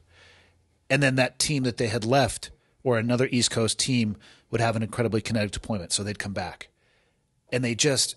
oftentimes missed it, and they were so unhappy. It's a really weird thing to want and wish for and desire for. And having said that, it makes total and absolute sense to me at the same time. Of course it does. Yeah. Viscerally. But I mean, it becomes problematic, as we know, for all kinds of reasons, when you've got to there comes a point where you've got to protect people against themselves, right? Yeah. And that's not the an easiest easy. thing yeah. I was going to say we both said at the same time. One of the hardest things to do, perhaps. Yeah. I mean, I never did it. I mean, I never, I'm being wise after the event. I've learned far more, I think, not far more, but as much about leadership since getting out of the Marine Corps, just on reflection, honestly, as I did going through the ranks. I'm sorry I keep diverting us. No, it's good. I actually think you need that distance away from the event to make a little bit more sense of it. Yeah. I think you can unpack it more with a little bit of distance and perhaps a greater context. Yeah, I think absolutely. Yeah, that is very true. It's, the kind of the last 5 years I had in the Marine Corps, I was in some kind of command. So there was never any period of time when I was off the horse.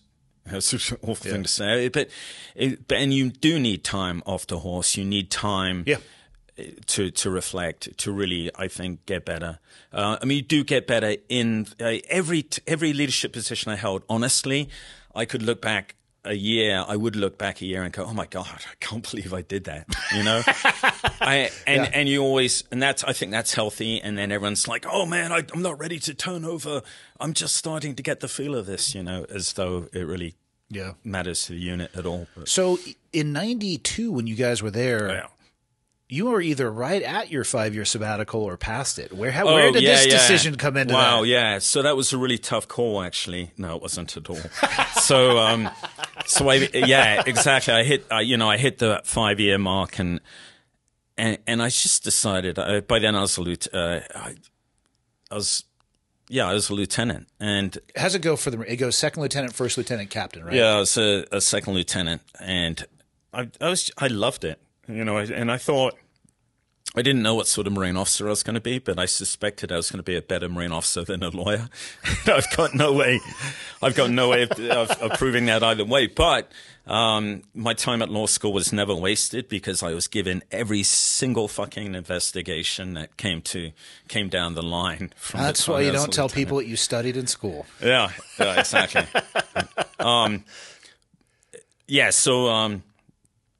So we got back from Somalia, and the 90s was so boring. You came in 96. You came in 96? Yeah. Really? You don't look that old. 64. I'm joking. Yeah, no. I'm trying to do the math. No, 46. That doesn't work out.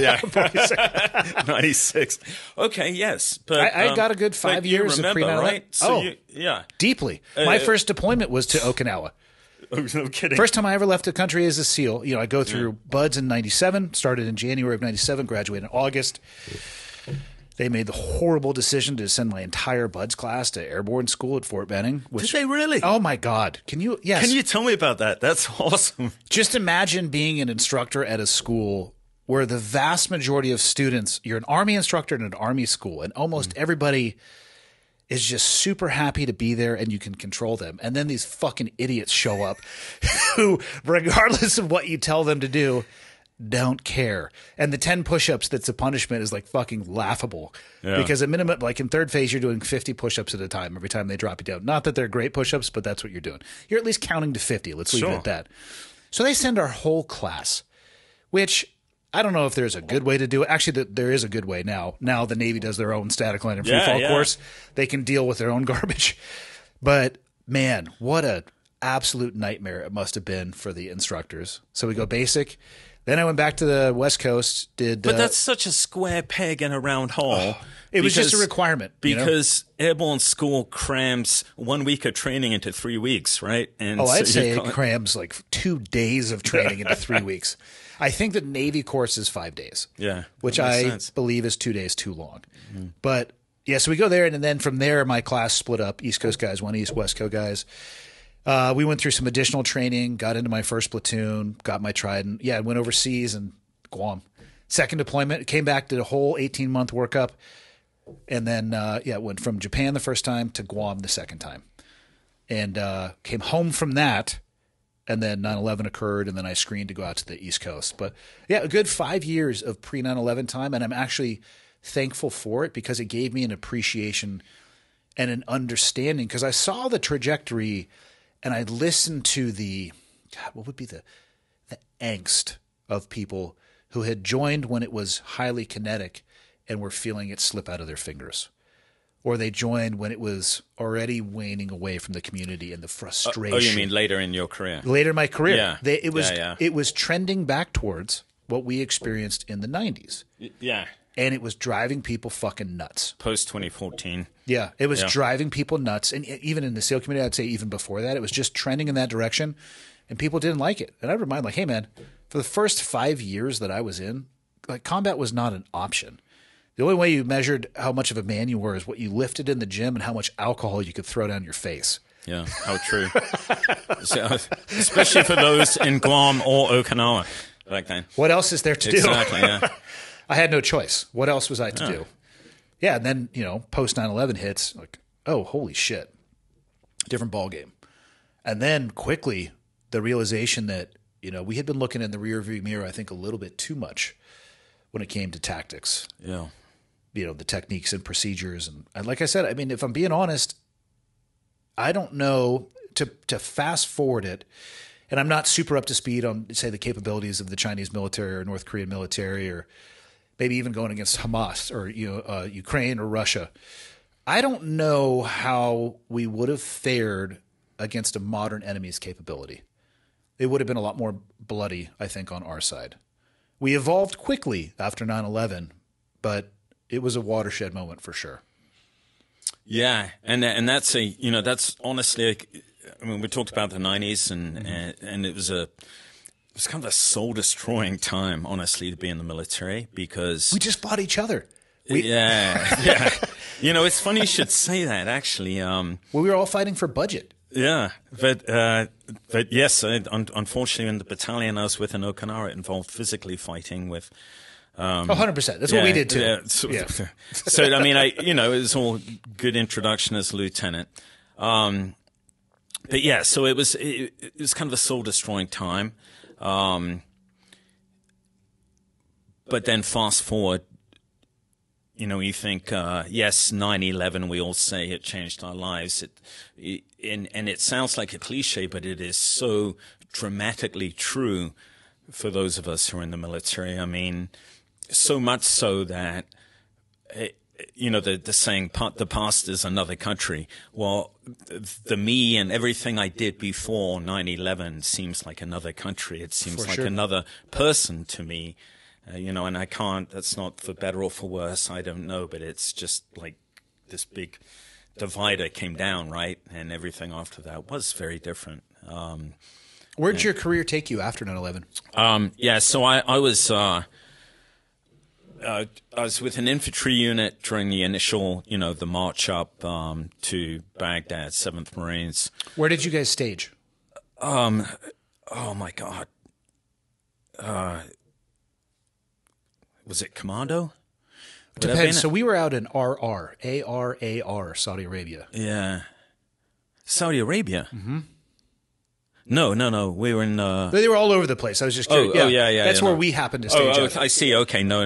I'm sorry. We're in Kuwait. Okay. I was just remembering the name of the camp. I thought you didn't think... No, that's where we were. I mean, I couldn't find it on a map if I had to, because, we're just flying C-17s and C-5s. Like, okay, this is where we are. Yeah.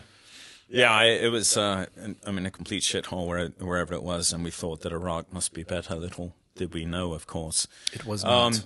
Yeah, but I mean,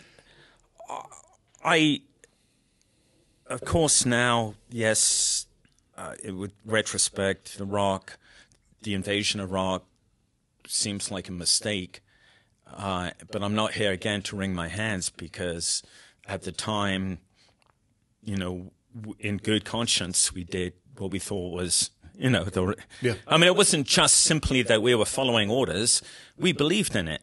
I mean, everyone I did, we believed in it. I think it's the most accurate thing we can say, because I believed in it too, but I wanted to believe in it. You're right, Andy. I wanted to believe in it too. Yeah. And I believe in it less at this stage of my life. I'm with you. Yeah. I'm with you. I just try and think back to that time, so I'm not. What do all soldiers want? Yeah. They want war, And it's ridiculous because they don't know what the fuck it is. And I don't think they can understand the lifelong cascading potential consequences. And by the time you learn those... Yeah. You might be in the throes of it. Yeah. That's that's so true. So true, Andy. That it's kind of, again, I'm not wringing my hands, but when I think back and I think about that person too, that I was going, oh my God, I want to go, I can't believe that. I find it hard to recognize myself in that person. You know what I'm saying? I know exactly what you're saying. I mean, but that was me. Yes, that was all of us, and I'm not ashamed of that, and we shouldn't be. I mean, that was our profession. That's what we were brought up to do. And if things went sour subsequently, it wasn't. Honestly, it wasn't our fault. I mean, we did anyway. Yeah. Blah blah. Anyway, so I was. The march ups, and then subsequently I returned to. Of potential interest. After 7th Marines, I went to this unit. I'm laughing because the Marine Corps comes up with the most ridiculous names. Get this, all right? I swear to God, this is true, and a lot of Marines listening. Well, hopefully, some people would recognize the Coalition and Special Warfare Center. All right, it existed in Quantico. I know this because I was sent there. My orders said, I'm like, what the fuck is the Coalition and Special Warfare Center? I was like, shh, no one knows. I'm like, the Marine Corps is doing Black Ops. I didn't know. I'm not violating any security rules here because, no, it was, I don't know, someone thought this was a cool name for a unit that had a really cool mission, actually. Because the Marine Corps didn't have a Special Operations Command back then. Yeah. So what we were doing, we would set up training teams to go around the world, mostly South America at the time, to Colombia, but also Peru and Argentina, which is a really cool place. Almost like a FID team doing foreign internal defense? Yeah. So they would focus on military skills and also riverine skills. I mean, they were great missions. And also, oddly enough, we were sending guys to Ukraine. It was a Partnership for Peace program. I forget what it was called. MARSOC had to have arrived shortly after that. No, this MARSOC arrived in 2006. Okay, so a couple years later. So I'm talking about immediately. So I'm talking about like 2003. Oh, okay. Yeah. Oh, all right. So were there grumblings of MARSOC yet in the Marine Corps? Well, there was a Marine Special Operations Det. Remember, called Det 1 that deployed to it deployed with the SEALs, as a matter of fact, to Balat in Iraq, and my friends who were on that Det are going to kill me. I'm trying to remember what year. I want to say 05, 06. So there was, preceding. I'm sorry, it was before then. Yes, there was a. It was called Det 1. It was supposed to be the nucleus of a Marine component within Special Operations Command, right? Mm-hmm. Why I say that wasn't MARSOC is because there was a gap in time. Gotcha. So I totally messed up the time before anyone calls in about that. It must have been earlier. It must have been earlier on in the war, maybe 2004 to 5. I don't know if I ever heard that term. Yeah, it was Det 1. And I'm trying to think of the SEALs involved. One of them became Lumpkin, the guy who became ASD Solik, was on the SEAL side with that. Okay. With that Det. Anyway, that was really the first kind of attempt at Marine Special Operations.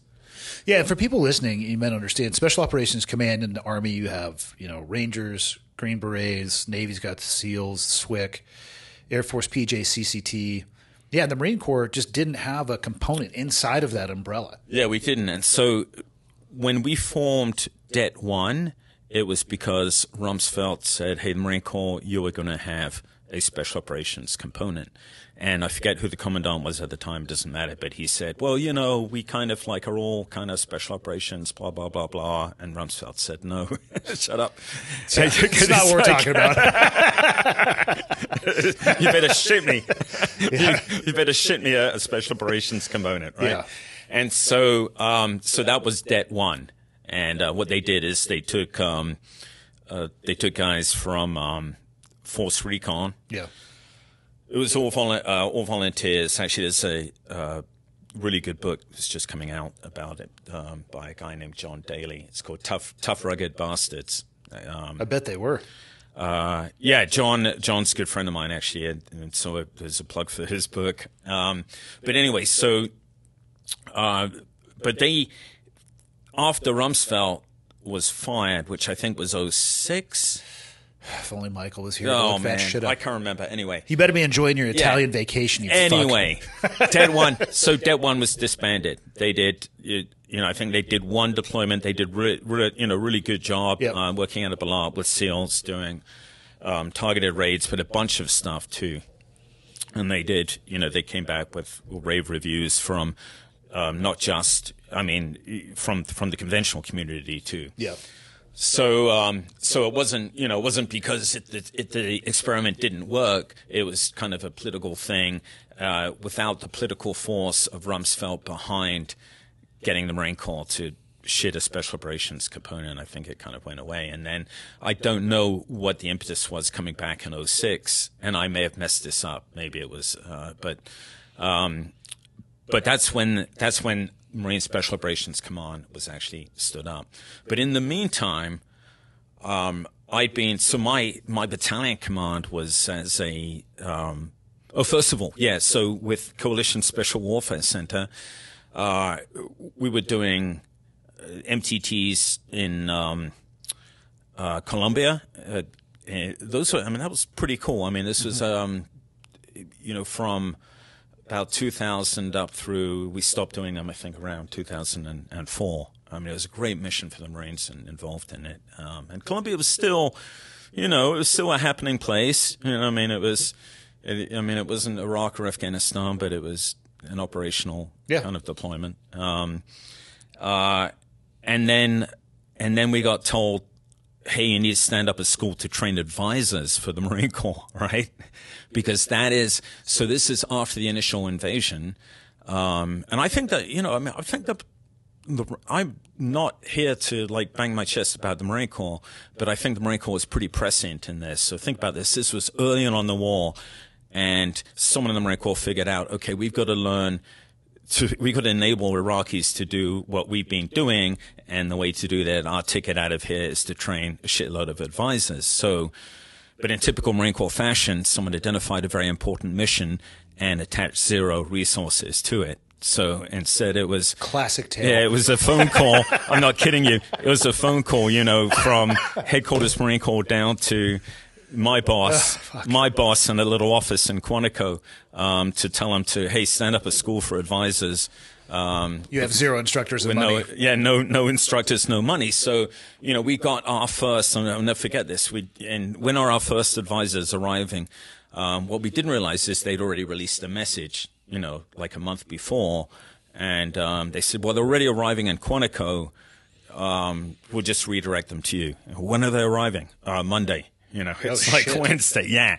So, fortunately, it was a relatively small group, 30 guys, but I'm still kind of cringe when I think about this, because this was such an out on the edge mission back then, to be an advisor with the Iraqis. You look back now through the lens. Oh my God. The staple of Iraq and Afghanistan. Oh my God. Yeah, exactly. They were hanging out there, living in places like Taji, hundreds of Iraqis around them. Not, base security provided, mostly by Iraqis. In a very volatile time. Man. And so, what they got, though, was 5 days of instruction from us before going, and that totally prepared them for this hazardous mission. What could they not do after 5 days? Exactly. I feel like it's classroom instruction. I feel like the training was robust, complete in every way possible, covered all contingencies. So I still cringe, but fortunately, some of those guys are still friends of mine. Yeah. Because what we did is we started the next crop of people we had coming in. We identified what they needed. We were getting calls back from Iraq for particular, hey, teach them driving. Everyone needs to be a driver. Everyone needs kind of these basic skills, right? that would be second nature to us now, but weren't necessarily back then. You know, at the higher level of medical training that every single guy on a MIT team needs to have, much higher than the average infantryman. For right? sure. Because he's teaching Indige, and he's going to have to really punch above his weight in a mass casualty. Yeah, and they're out on the front leading edge too. Exactly. So, you know, and there's other qualities too, as you know, that being a good Marine soldier doesn't necessarily mean you're going to be a good advisor working with Indige. Totally agree. And those two, even if you're a good instructor. And so, in addition to the training piece, we found ourselves also having to do kind of an assessment, because we were getting calls from the field saying, you know, we would estimate about the guys who were going out. We thought we were already doing some screening, you know, but we were still getting guys going out there who the teams were saying, hey, this guy cannot be around Iraqis, right? That's true. Yeah.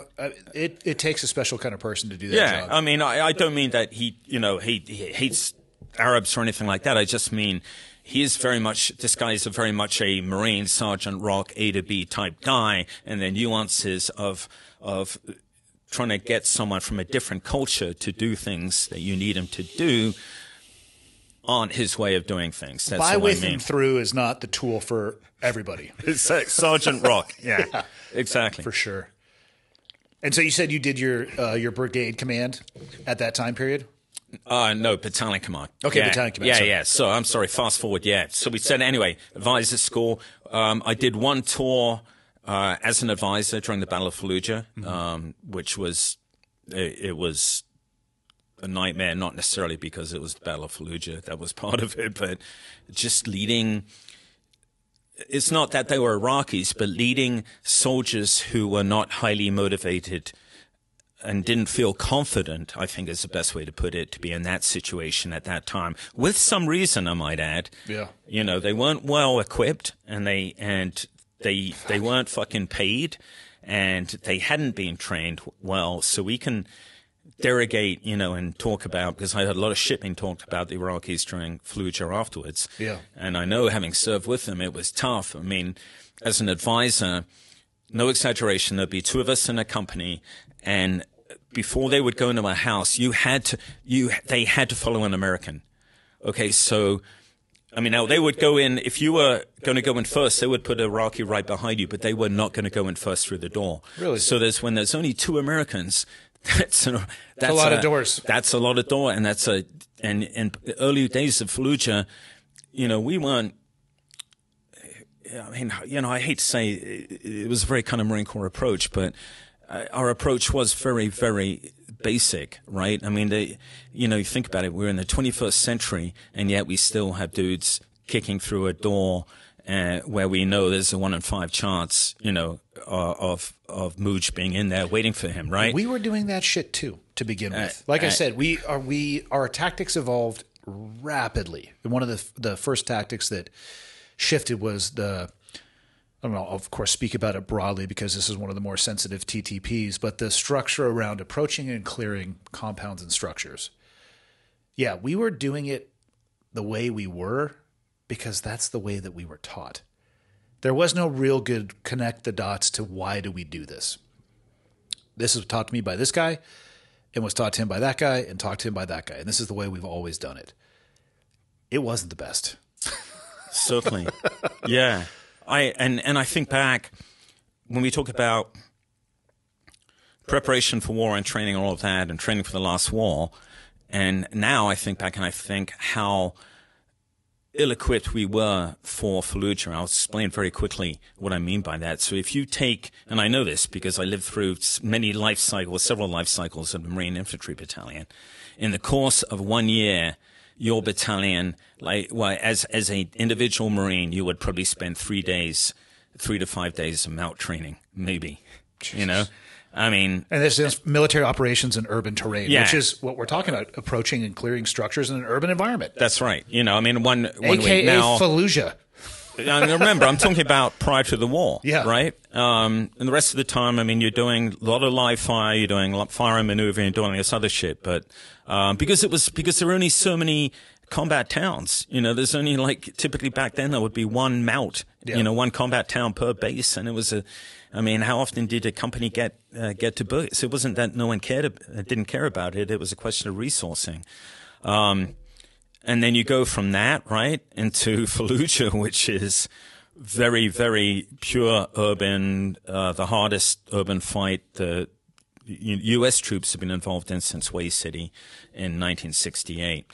And, there are things that's, and by the way, I felt as though I'd received a great amount of urban training because I'd been lucky enough to be with a battalion that had gone through an urban warrior exercise, it was called. It was around 2000 where we had Israeli instructors come in. We had an abandoned Air Force base housing area to practice in. We had simunitions. It was a great so I felt very well trained.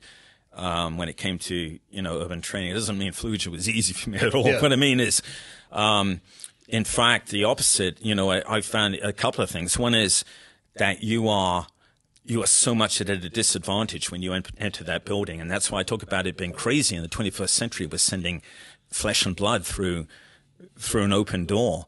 Of course, that to you and me and everyone, most people listening, that's no shit, Milburn.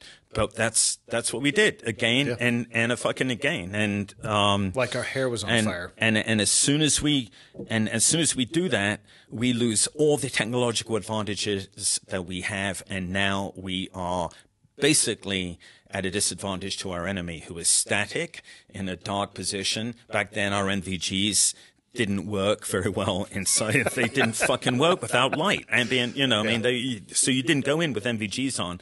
So you ours worked a little better. You were blind. Well, of course, yeah.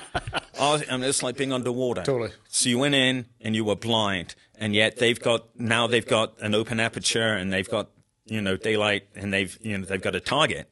Yeah. We were at a disadvantage every single time, and it's crazy the way we did that. Agreed.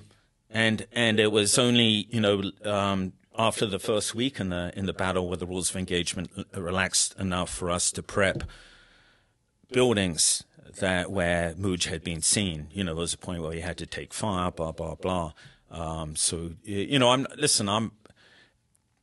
This isn't me wringing my hands about it. Fallujah was a formative experience. It was just certainly a harder slog than it needed to have been. Let me put it that way. And so I'm not moaning about it. I'm saying let's just learn from it. Rather than learn what we did in Fallujah, let's learn what we should have done in Fallujah, what we should be doing now, because that was a long time ago. Yeah. Where'd your career take you after that deployment? So my battalion command was 1st Battalion, 3rd Marines. All right, it's a regular infantry battalion. Not that we had any, other battalions then. And our deployment was to Karma in Iraq, in Anbar province. Those of you not familiar with Karma, it's kind of a very sickly, ironic name for when I use the term shithole, I feel like I'm derogating shitholes, but Karma was, we always say that about anywhere in Iraq and Afghanistan, but Karma just felt evil. It was, you can ask Marines who went through that place, and it gave you a weird feeling. There was a lot of hatred in that town for us. And so about 2 weeks, by the way, the battalion command, it was awesome. I had, I'm not exaggerating, I had 650 brand new Marines join the battalion in January. We were going to deploy in August. They joined me from the School of Infantry. 18-year-olds, 18 to 20-year-olds coming out to, and so you can imagine just trying to keep them out of trouble in Hawaii, but, for training them up for that mission in that period of time. And I was just really lucky. I had just superb company commanders and awesome squad leaders, but we couldn't waste time, But anyway, so about 2 weeks before deployment, I fly out to Karma because our sister battalion, 2nd Battalion, 3rd Marines, is out there. And Max Gallier, a friend of mine, is their battalion commander. And so he shows me around the area. And it's been pretty quiet for them. miraculous. You know, everyone's thinking, What time of year? it was July. Okay. Yeah. But it had been quiet for most of his deployment. He'd lost a few guys, but nothing like previous battalions.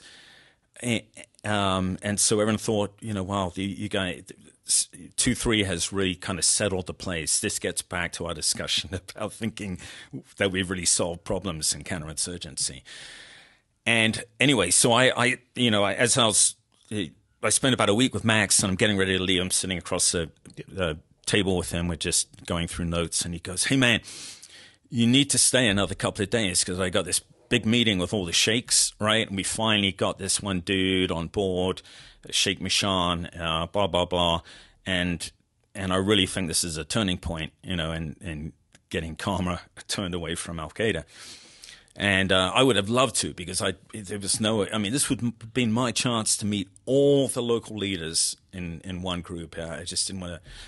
But but my battalion was starting, it was just beginning the pre-deployment validation exercise in 29 Palms. It was a big deal. Mm-hmm. And so Mojave Viper, and I couldn't be away from that. So I said, hey, I can't make it, man. Took off. By the time I landed, Max was dead. So the meeting had gone ahead. Suicide bomber had walked in, detonated, killed Max. His company commander had made his sergeant major double amputee, killed 20 of the local leaders, and badly. There's other Marines. There's about 9 other Marines killed too in the blast, and 20 local leaders. I mean, it was just a devastating incident for everyone. I mean, think about it, the trust thing between Marines and the local leaders. How did this guy get in here? Who was not at the meeting? You know, there's 2 sheikhs didn't show up, blah, blah, blah. The Marines are really angry, you know, feel betrayed. The sheikhs, of course, the surviving ones think somehow Marines are involved because, you know, it's just so all of this is escalating. And then there's this undercurrent of fear of, you know, what's going to happen next. And so the regimental commander called me and said, "Hey, I need you. I need you to get the battalion out here early and replace, you know, Max's battalion because the morale is in the shitter." Yeah, and things. I think things are about to kick off. So bottom line is, we did a very compressed turnover with a battalion that was, you know, whose morale was in the shitter. And there was some internal tensions in that battalion too that had to do with Max's style of leadership. It's an interesting discussion. I won't get into detail, but, you know, Max was a very kind of Marine, the way that we were taught to be leaders, very, you know, A to B, blah, blah, blah. Mm-hmm. I mean, he was a very compassionate dude too. He really was, but he didn't suffer fools gladly, I suppose, is how the British put it. And there was some internal tensions within the battalion. Honestly, when all's said and done, Max, you know, I'm not just saying this because Max is gone, but, you know, I think Max did a superb job under really tough conditions. And leadership under those conditions is a really hard thing. And we are not necessarily the person that we think the way we appear to people isn't the person that we necessarily think we are under those conditions. What I mean is, I know, you know, I'm sure that I've appeared as an asshole for a period of time to people. And that's just the way it is sometimes, you know. There's no getting around it unless you are some kind of saint. Anyway. If you're some kind of saint, you're probably not in the military in Karma. Yeah. So anyway, but my only point in mentioning all that is that there was this internal friction within the battalion, aside from this sense of external threat that had just kind of really. It's difficult to see in a Marine infantry battalion that, you know, that level, because I'd known them. They were our sister battalion. But it was a lesson to me of how things can just cascade very, very quickly. It's probably a good thing you guys got him out of there early. Yeah. Because the desire for revenge is strong, too. The desire for revenge, and then they have the opportunity for it. That's right. You combine those two things, and things start getting written in the newspaper and making, global news that don't make the Marine Corps or the United States look well at all. And having said that, I totally understand where they're coming from, having felt that same desire for revenge myself. Yeah, 100%. I mean, there was one, when and by the way, that deployment actually was surprisingly quiet. I lost a Marine, and that's a Marine too many. But those guys who remember Anbar Province during that time know that was a light price to pay, and most battalions paid much higher price than that. And I can't explain, I can't explain why that happened, why we were, one thing I don't attribute it to is my leadership. I think there were undercurrents here. I think there are often undercurrents in counterinsurgency.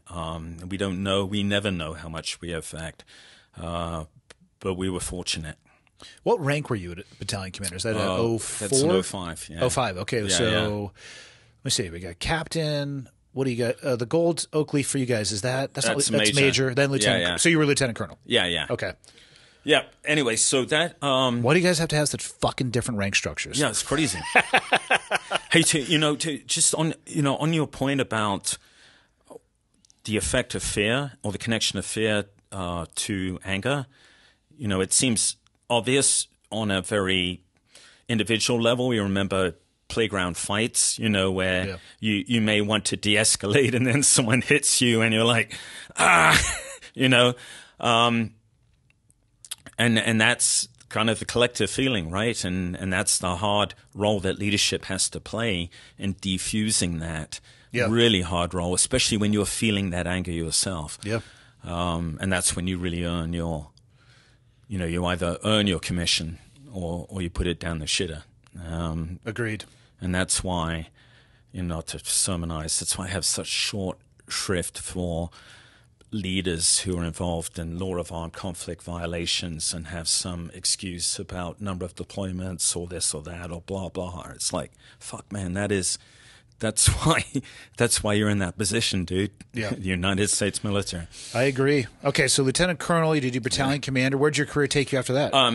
So fast forward a couple of boring billet as a planner in Europe, planning defense of Israel, oddly enough. But I came back as a brigade or regimental commander for the Marine Special Operations Regiment, as it was called then. And Is this 06? This was in 06, yeah. Fuck yeah. Yeah. So, which was awesome. I mean, it was absolutely awesome. And then, by the way, MSOR is an old term now. It's the Marine Raider Regiment. Mm-hmm.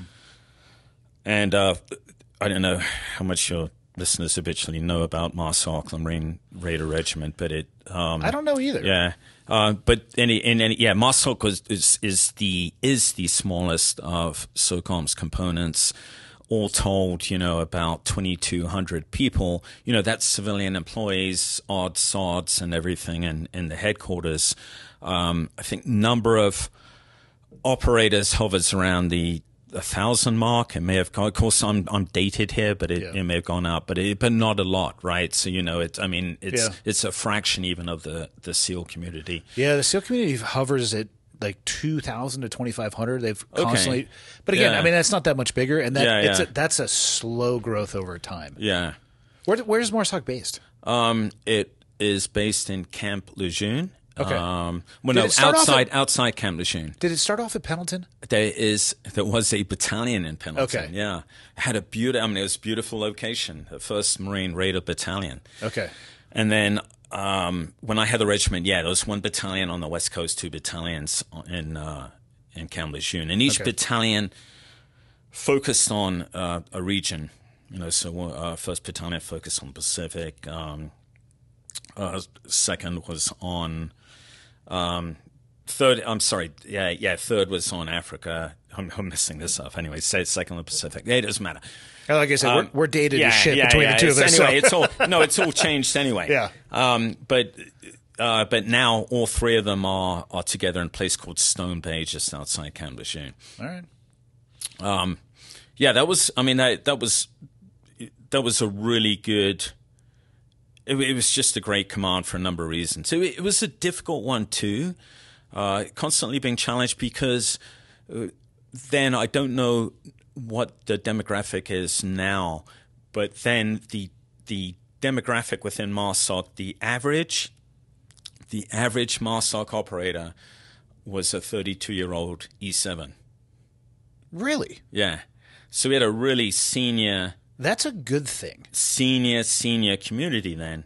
Okay, so now that's what the master guns told me at the time, so it might have been bullshitting. But you could see it. It was very senior, but at the same time very questioning, everything, blah, blah, blah, blah, blah.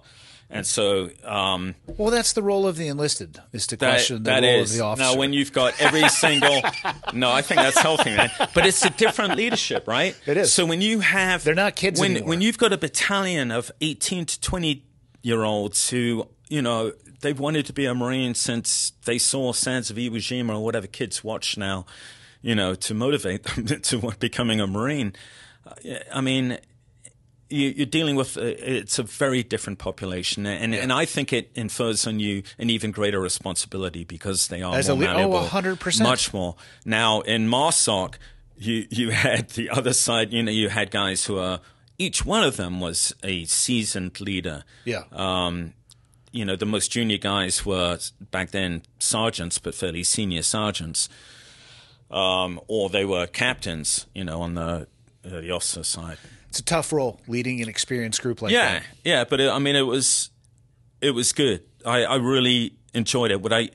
And then what happened was that became, remember in 2014 when the Islamic State reared its ugly head in Iraq and took Mosul, June of 2014, and a Special Operations Task Force was sent out after that. I may have got the dates a little bit wrong, but I believe they got out there in 2015.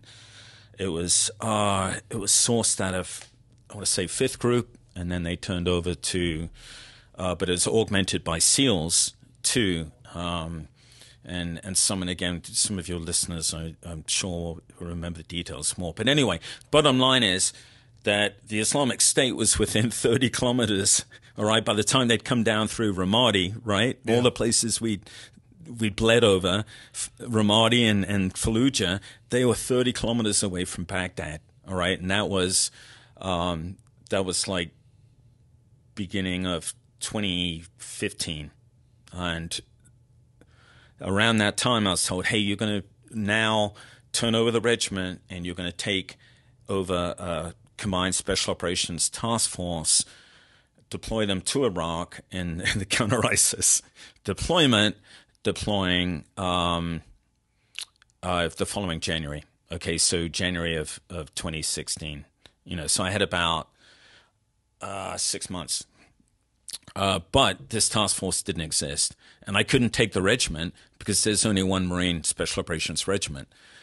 But the nucleus had to be Marine Special Operations dudes.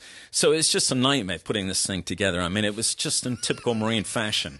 This is the United States' pitch for special operations against the Islamic State in Iraq. And I'm like, dude, can you lend me a drone, or can you give me 5 guys? Just 5. I was like, fuck.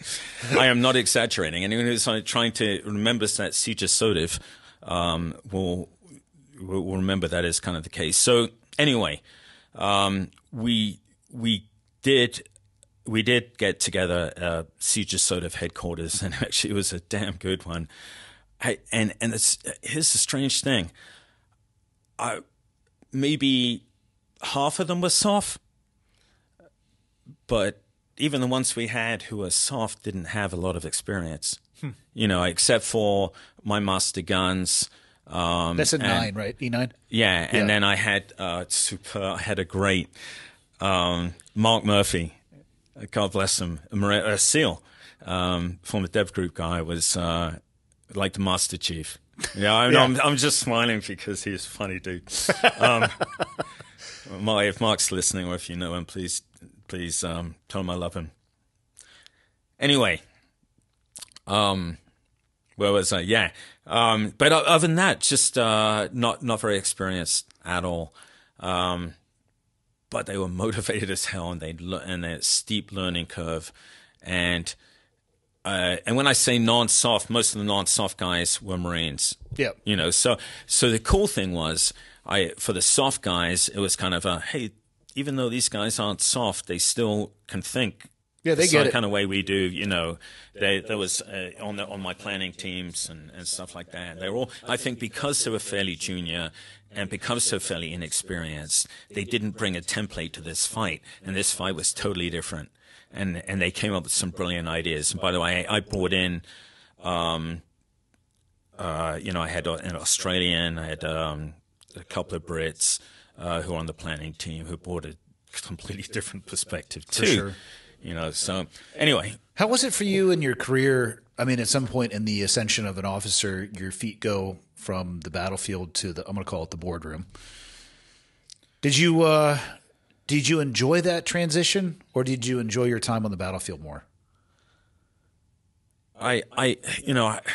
This sounds like me trying to be a kind of Commander Rock guy, but no, I always felt happier in operational roles. I think that's the case for most people. If I can, I just talk freely about something that happened that, but sometimes that could be negative, and I could compartmentalize.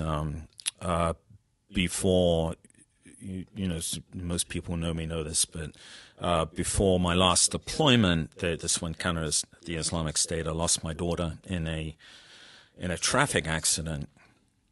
I deployed. And by the way, General Votel, who had SOCOM at the time, was super gracious. Sent me a really nice note as soon as it almost, right after it happened, and he'd heard, and also came to Fort Bragg while we were doing pre-deployment training, and I know he won't mind me saying this, and said, "Hey, Andy, you can. No one's going to think the worst of you if you step down." You know. And the reason why I went ahead and did it wasn't because I thought, hey, no one else can do this. It's because I couldn't imagine not having that sense of purpose at that time.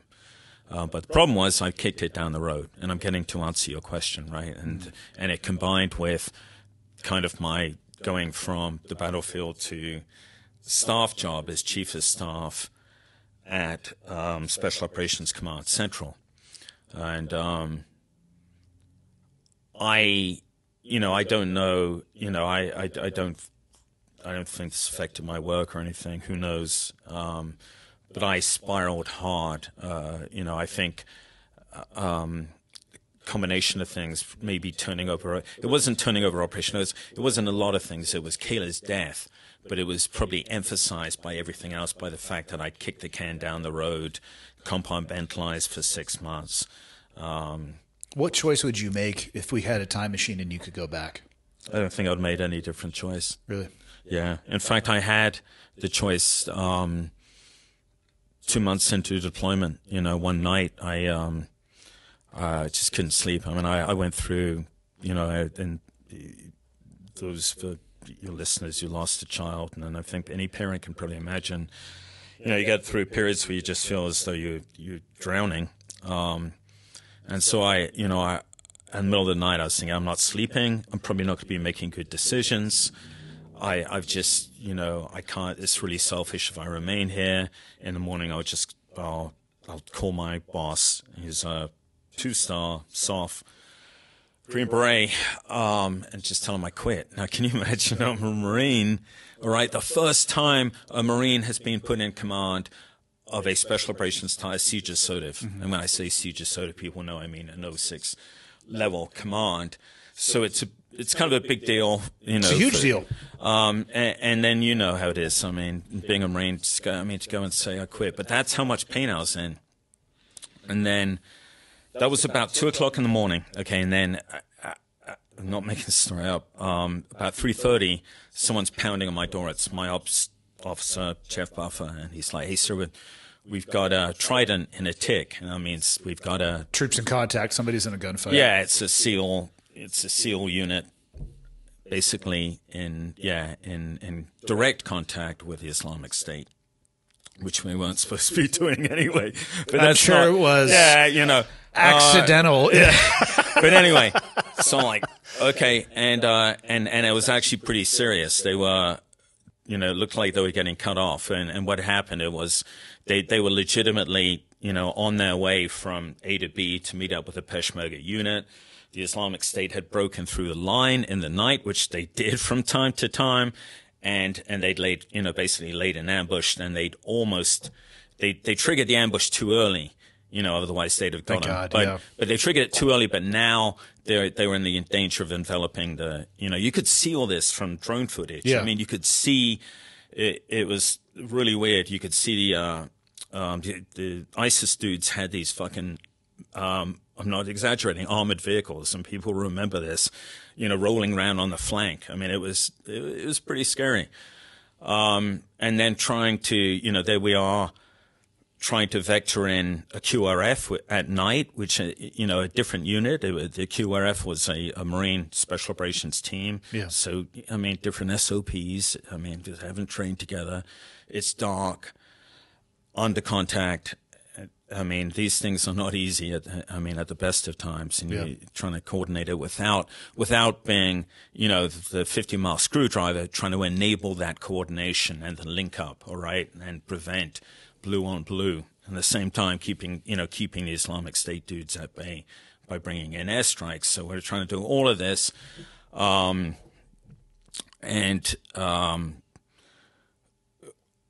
anyway, it gets light, and we get the team out of there. Everything's good, and they, the Peshmerga counterattack, they drive the Islamic State back. So it's a story that ends well. But I wander out, and it's like broad daylight, and I'm thinking, I can't quit.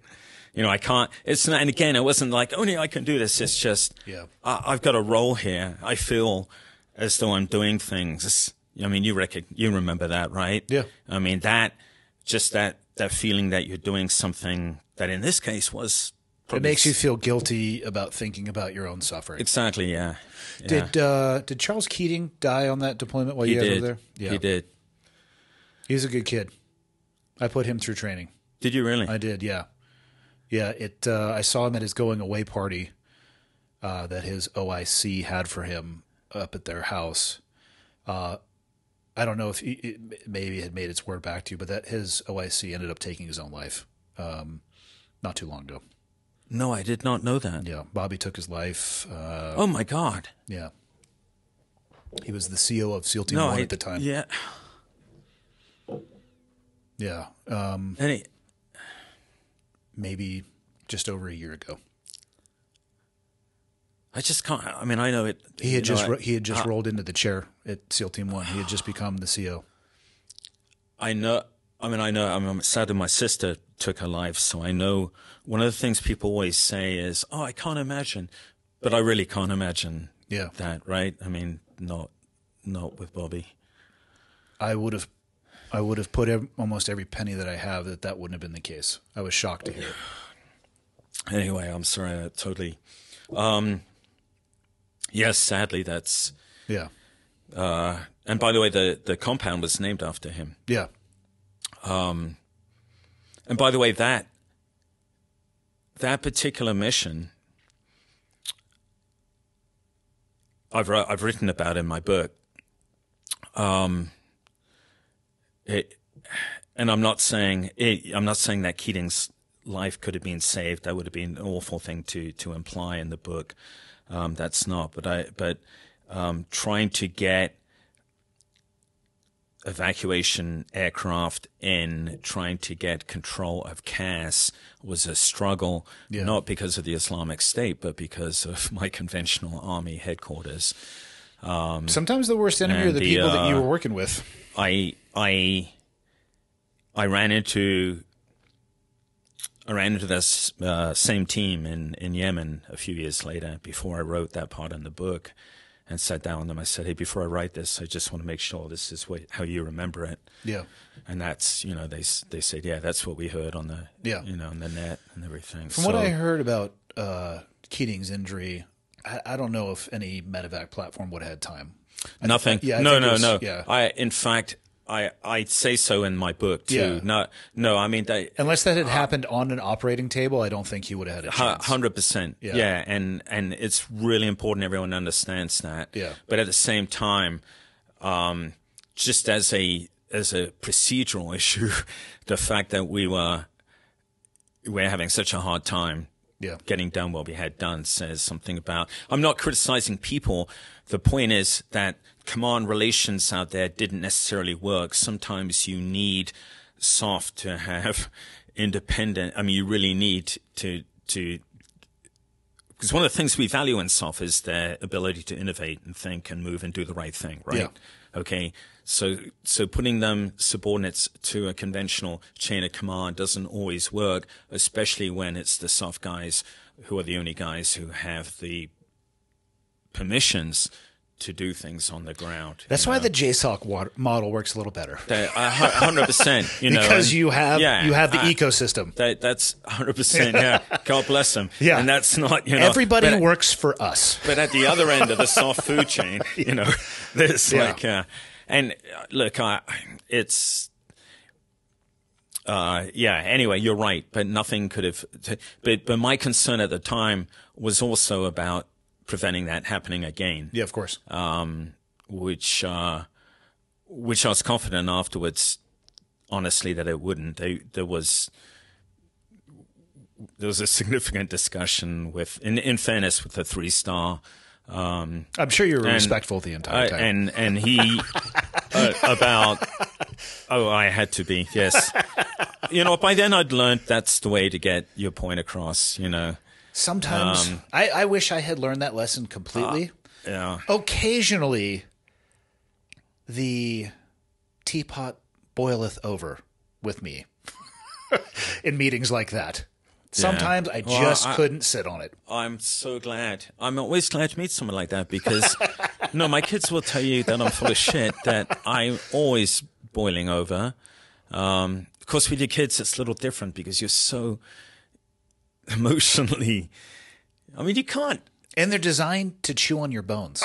Children feast on the bones of their parents. I can see myself, like the part of me, the sliver of me that knows about leadership, looking at me outside and just horrified about some of the things that I say and do as a father. I'm thinking, yeah. Anyway, I digress. We're just talking about being professional in the meetings with 3 stars versus. Yeah. You know what I learned the hard way is when any flag officer asks somebody relatively junior what they think, they're not actually asking what you think.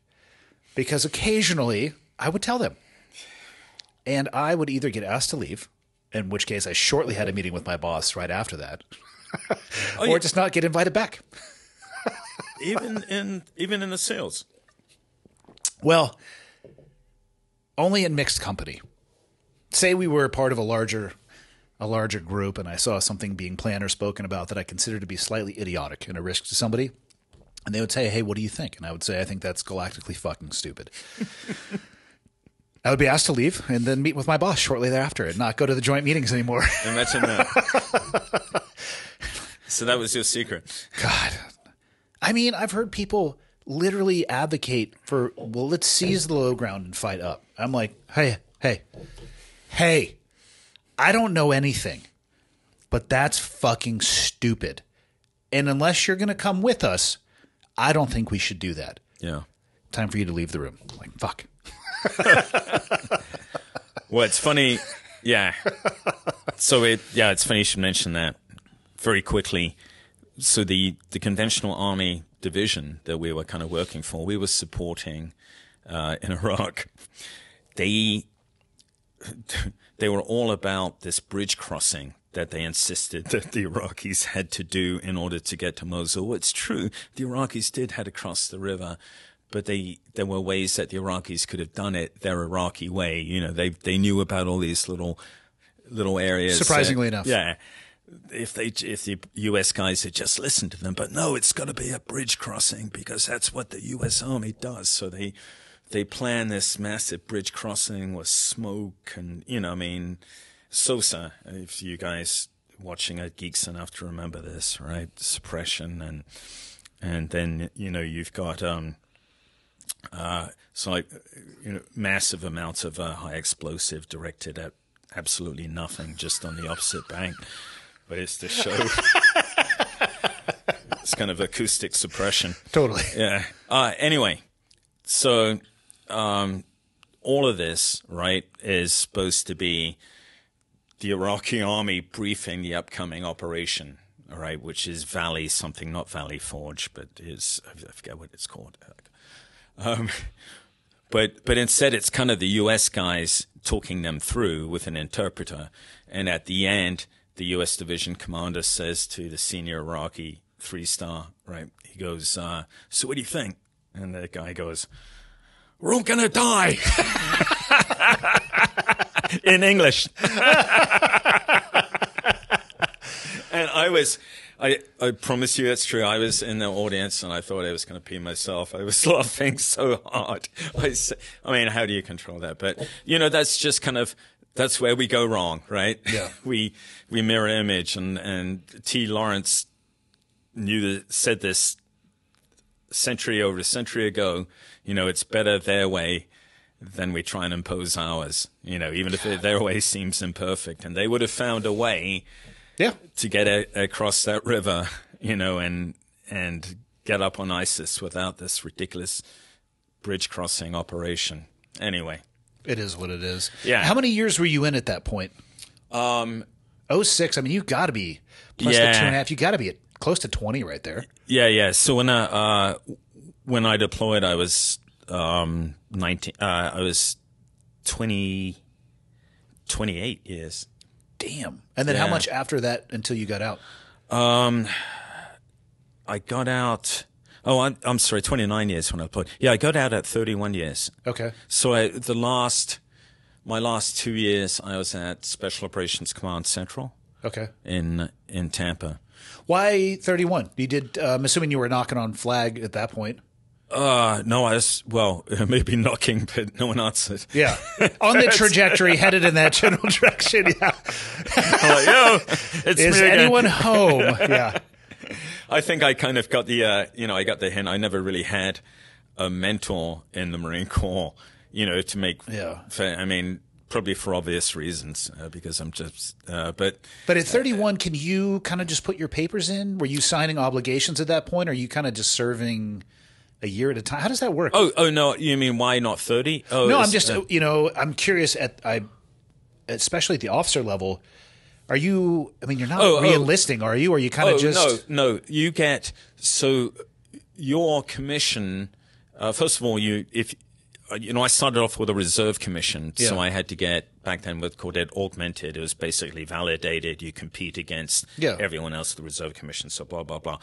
But once you've got an active duty commission, then it really depends. You only get forced out based on your rank and years of service. Like a higher tenure. Yeah. Okay. So, by the time you make major, you can make it to 20, I want to say. I'm going to screw this up. But anyway, my point is that you could probably add another 5 for every rank after that. Right? Yeah. Yeah. If you're going to pick up, lieutenant colonel, you could probably make it to 25. You've got a lieutenant colonel, and as you've got to make colonel or be selected for colonel by year 26. Okay. And so you were forced out, at each rank if you don't make that. I could have stayed in and had another 2 looks at general, but frankly, I don't think I was competitive. I mean, and I've no problem with that. I don't think I should have been competitive, actually. What year did you get out? 2019, March. Okay, not that long ago. 5 year. Yeah, not that long ago. Well, you've been busy since. We haven't even touched on, what should we call it, your adventure in Ukraine? Oh, How yeah. the fuck did you end up in Ukraine? Okay. So I went out there working for Task and Purpose. Okay, Task and Purpose. Oh, no, you were a freelance. Yes, I was a Task and freelance. Purpose, like the media company? Yeah, yeah. Okay. Yeah. I'm laughing because they may regret this, and I'll tell you why.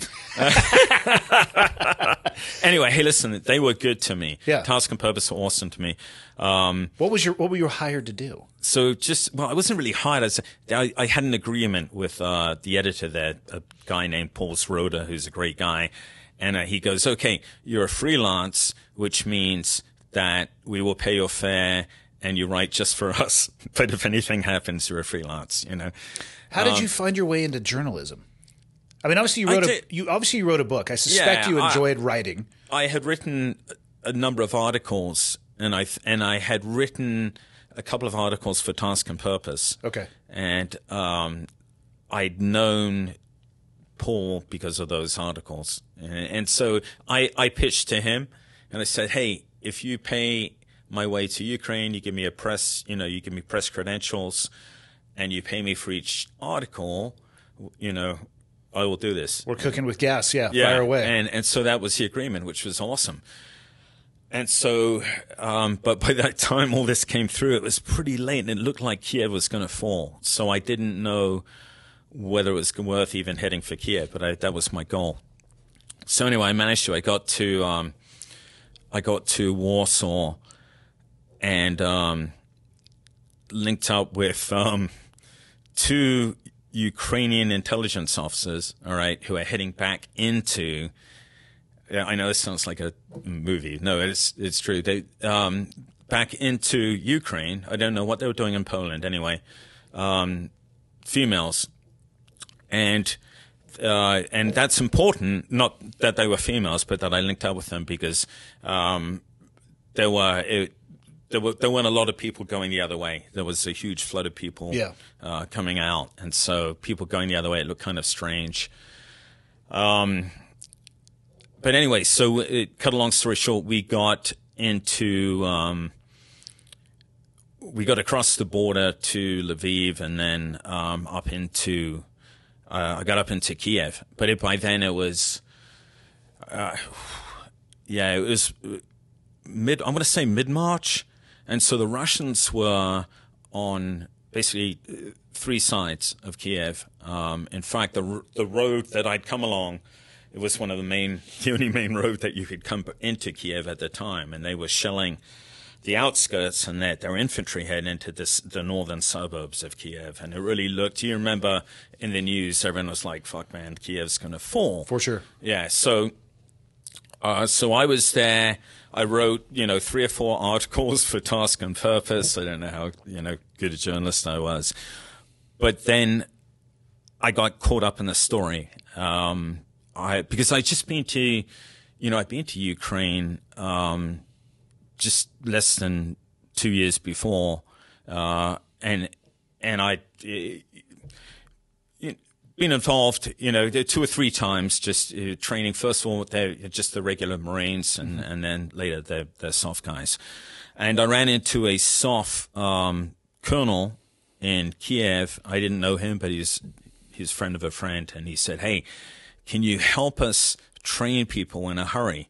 And he said, "Look, what's going on basically is the army is fighting, trying to hold the Russians off in the east, but we've got nothing covering Kiev, which is true. You can look it up. Yeah. I mean, and so except for the territorial forces, the reserve guys who are putting in. I may be exaggerating. I think maybe there was a battalion or two, of active duty guys, but for the most part, it was reserve battalions being thrown together, and it was literally, hey. They were, you could see people lining up in Kiev, for instance, outside the Opera House, and they were handing out AK-47s. Yeah, I've seen these videos. It was just like, go and defend your neighborhood. It was some Red Dawn shit. It was crazy. I remember running into a family who were on their way to up north they'd come back to get weapons, and they were going back to defend their neighborhood.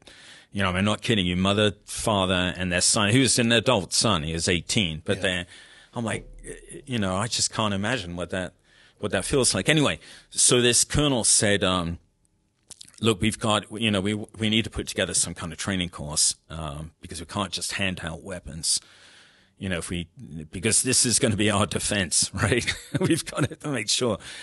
And so drop in the ocean. I mean, but it began with a very small thing. We got together maybe half a dozen guys, I think 4 of whom were former Marines, and a couple of Brits, all former military guys. You know, I mean, they're all legit. And we put together a training course. And it was a 5-day training course. And so what do you do in 5 days when you take an IT worker or a student and you're going to train them to fight the Russians? I mean, it's not like, hey, you may do this, or you're going to go into another school. It's like, what do you teach them in 5 days? And that was a constant kind of pressure on us of trying to get feedback. So to begin with, it was weapons training, because they were horrible with weapons, and it was, you know, I mean, it's just like point in the right direction, all of that. And some basic, you know, ATGM training, anti-tank missile training. They didn't, you know, those guys didn't have access to the Javelin, you know, which got all the... It's unfortunate. Yeah, all the... it's my favorite weapon system. Yeah, but they did... oh, yeah, great. But they did have an INTIGE version, I think it's called the Strega. So we taught them, you know, we had a guy who could teach them that as a Ukrainian American. I love the Javelin enough that that little dog that fits in that cage, which is a mini dachshund, is named Javelin. So I love it. Yeah. It's my favorite weapon system. God, that it just fucks shit up. Yeah. I was, you know, I was denied, back in 2004, they were very, you know, relatively rare commodities in the Marine Corps, and I had a very smart Marine attached to my MIT, who was a Javelin gunner, and he came with, you know, the system and wanted to use it against. Well, it happened to be a mosque minaret, but a legit target, because we'd been taking fire from it, and we were turned down because of ROE, but you know, also I suspect that $70,000, you know, of. But I always found it was better to just shoot them and then report back over the radio afterwards. You know, but remember, I'm a Marine. Yeah.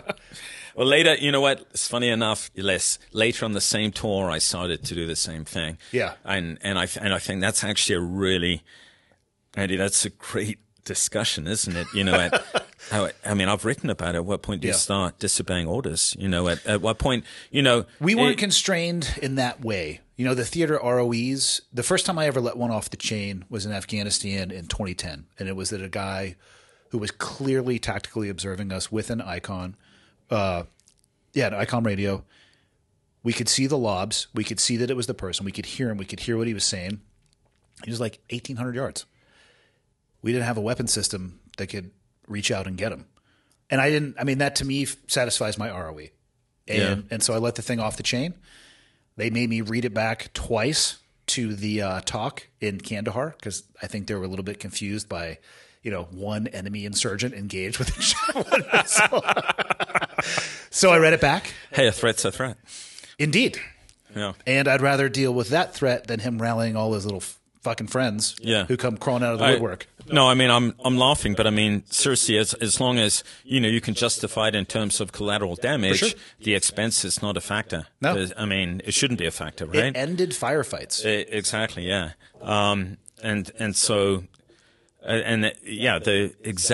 The psychological effect alone it was huge. Yeah. So how long were you in Ukraine? For a year. So anyway, so fast forward, we're training these guys. By the way, I'll just tell you a very funny story, I think, from that time. We had this one kid who was awful with the weapon. He just kept flagging. He was flagging everyone. And the problem is we would try and get everyone to go live fire, but the thing is when we would pick a range, and I'm laughing, but it wasn't funny at the time. He picked a range, and, after the first firing detail, we'd start to get incoming rounds because there were, like, spotters or people would hear or report, who knows what. But, there was definitely not coincidence. So it was kind of a two-way range, which isn't what we needed. Not the best first exposure for people. Yeah, so it was an unusual system. So units started saying, no, you can't use that fucking range because we don't want incoming. That's a true story. I bet. And so, but that curtailed our ability to allow people to shoot. So this one guy got through without even shooting his weapon, goes up to fight the Russians. He comes back later for kind of his refresher training because they're like, go in this time, learn more about learning how to shoot a weapon. And we when I'm talking to him, he said, how did it go? And he goes, yeah, really cool. And we said, you went up there without a weapon? He goes, yeah, my platoon commander was like, no, I don't trust you. But he gave me a bag of grenades. Oh my God. He gave me a bag of grenades, and he's like, he showed me how to throw it, and it's like, there's nothing to it. And so he goes, just as soon as we run into him, I mean, they're that close. As soon as we run into him, just start fucking lobbing, and that's what he does. And he was like, man, that was awesome. And to a degree, yeah. I bet it was. So here's this guy who's killed I don't know how many Russians, been in direct combat, but never fired a weapon. I think that was probably an unusual story. I wonder if they let him keep the bag. I don't know. Souvenir. I don't know. And I can't even tell you how he panned out as, weapons handler, but it probably doesn't matter. I mean, this kid was a huge morale booster. So, but anyway. So you were over there in a training capacity then? Well, we did that, but then what we did too was, no, we weren't fighting. Yeah. No, if that's no, absolutely not fighting. We were training, and the other thing is we were pulling civilians out of the areas under Russian bombardment. So, for instance, from the outset of the war, obviously Donbass has been where the heaviest fighting has been. Yeah. From the outset of the war, Zelensky and, the governors of Luhansk and Donetsk have both ordered evacuations, but the Ukrainian military and the Ukrainian government can't do that. So these civilians were still are, as a percentage of them, in these towns that are just getting fucking ravaged by the Russians. I mean, every single building, I'm not exaggerating, not just some damage too, but, decimated. Yeah. Severely damaged almost. How does the U.S. military or the government view a very senior U.S. military, prior military officer over there doing those type of things? Oh, God, that's a really good question. Yeah. Who did you actually? Yeah. The structure, like, who are you working for? Who do you report to? It seems like it's murky. That maybe the whole thing over there is murky. I don't know. Yeah, it's murky in the sense that I didn't have a chain of command. Yeah. I think it appears murkier than it actually was. The truth was exactly, it's a kind of a bootstraps thing that came up. We focused on training, then we focused on evacuations. What we became, I think, certainly in the Russian bloggers' eyes, were a number of things, to include everything from organ harvesters to a serious threat to them, which is, ridiculous. Yeah. Well, the information you were providing could become a serious threat to them, but that's different than you guys yourselves 100% out there on the front lines. That's exactly right. Yeah. We were, and I was, from time to time, we'd have guys, and I understand this, saying, hey, Andy, we need to carry weapons, but the point is, weapons put us in a different category. You're a combatant. If you're an American in Ukraine now carrying a weapon, exactly. But not only that, you're a liability, because every time you come to a checkpoint, you've got Ukrainian kids who are jumpy. Mm-hmm. You're just ramping up your own threat. I think sometimes we as Americans think, hey, that's our protection. I think in the soft community, we're a little more mature about that, because sometimes we realize trust of Indige is our protection. And, sometimes a low-vis option's better. Exactly, yeah. Yeah. God, you were over there for a year. What do you wish people knew about what was going on over there that has just seemed to be lost? Because I think most people, to include myself, other than conversations like this with you, it's like something off of a phone or, a TV or a laptop. Yeah. And I can totally understand in the modern era how people are losing more and more faith in what they see on those devices, because depending on where you look, the same topic, two completely different viewpoints. Like, where the fuck is objective truth in this? Or is there no more objective truth in 2024? I don't know. I get their frustration, but very few people actually have spent the time over there. And again, it's through your experience, but I'd be fascinated to hear your thoughts.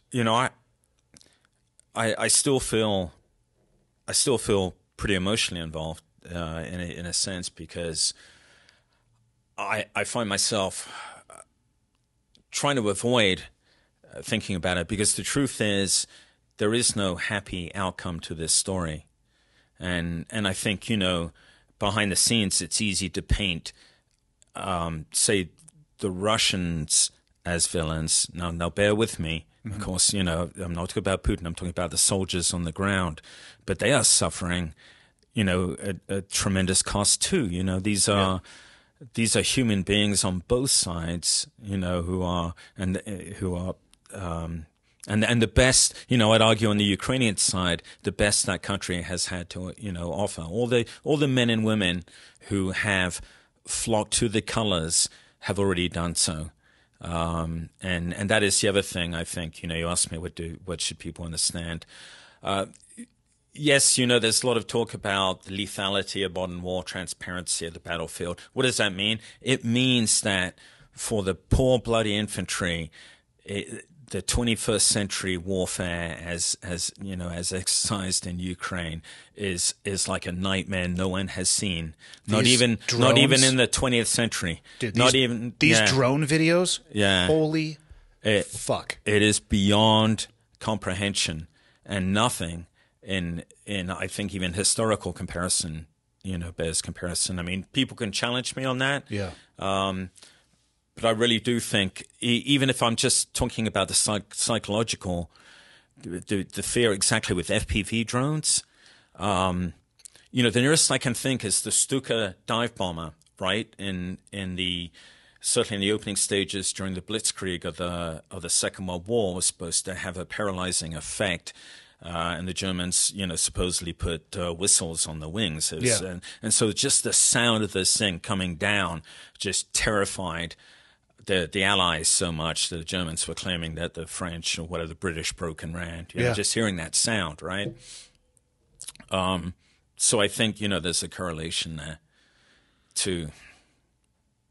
Yeah, the videos I've seen of humans being chased down by these drones, or surrendering to drones, or dropping grenades or ordnance with a pinpoint. It's unbelievable to see the rapidity that is evolving. Yeah. With a Stuka, or threats from the air or manned, you could hide. You could go under you could get her in a bunker or something. I know these things are chasing them in. But these exactly. Yeah. I mean, there's no.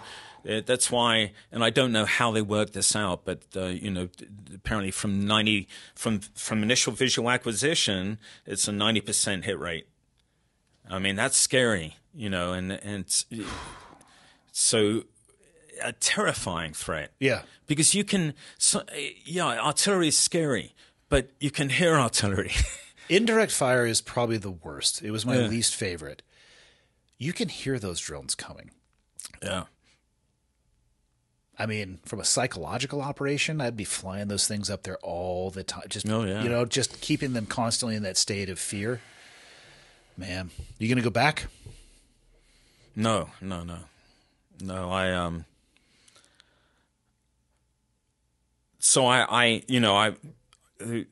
The reason why I left, I mean, the Mozart group fell apart. My partner sued me. Which that's always fun. Yeah, which it's been dismissed, but it was a story that at the time was very painful. He sued me, I think, with the intent of just removing me from the Mozart group. But the thing is that the Mozart group fell apart because it was really he was a necessary evil for us. He was an American, but he was embedded in Ukraine, and so he knew the ropes and everything. Sadly, he was a former Marine. Anyway, blah blah blah. I probably owe him my life because I think we left just in time. You know, it was bad enough when we were out there. I know of 4 people who work for us who've stayed behind, who've been killed. You know, I couldn't tell you what percentage that is of people, you know, but I know of 4 who've been killed. That seems to me a lot since, you know, and I can say that the Mozart group in the year that we were there saved, you know, we trained thousands of Ukrainians. We saved hundreds of civilians. All of this stuff, you know, is stuff that we know, but we didn't lose anyone. And that last part, I think, is more and more important to me the more I think about that whole experience. Yeah. Because it's such a fucked up war and there's so much needless loss coming out of it. And what we did was just a drop in the ocean. But how do you foresee it ending? Oh, sadly, I see it ending in some pros and conflict pending during negotiations, or at least that's what I thought. Okay, I'm going to hedge because until 3 days ago when I heard Zelensky talk on Ukrainian Independence Day, and he said, because before the key thing was this, right? If he was going to compromise on any 4 of the areas that the Russians currently occupy within Ukraine, then perhaps there were grounds for negotiation. If he was not going to compromise and he was going to say, no, this war will continue until we have evicted every Russian boot from Ukrainian soil, then there's no room for negotiation. Well, that last part is exactly what he said. So I was going to say there'll be some kind of frozen conflict, but what scares me now is a worse prospect, which is just an indefinite churning inferno, because I can't see an end to it. Yeah, unless outside pressure. Outside pressure, something happens to Putin, or internal pressure within Ukraine. You know, if it's going to be internal pressure, it's going to be within Ukraine because obviously it's a democracy. Putin kind of does what Putin wants to do, it seems like. Man. I wish I could be more optimistic, but... Well, I mean, I'd rather ask somebody who's actually been over there and experienced as opposed to a talking head on fucking TV who probably couldn't find Ukraine on a map to save their life. Oh, I want to be a talking head on TV. So I don't think you do. I don't think you do. I've done some TV spots, and again, it's one of those things where people have to be careful what they ask me because I'll just tell them what I actually think. And I'm not afraid to say I don't know, because if you ask me something outside of my wheelhouse of knowledge and experience, which for clarity is almost fucking everything, I'll say I don't know. And I'm not looking for – they ask you to break down a really complex topic in 60 seconds.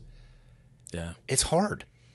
And I don't know if it services anybody the way they want it to. That's why I like these longer-term conversations. My God, go as deep as you want to go. Like get a multi-terabyte hard drive and just hit record on that fucker. See how long it wants to go. How old are you now? 61. 61. You did 31 years in the Marine Corps. I'm going to tack a year onto that for Ukraine, 32. So over half of your life in a profession of arms. What do you want to do with the rest of it?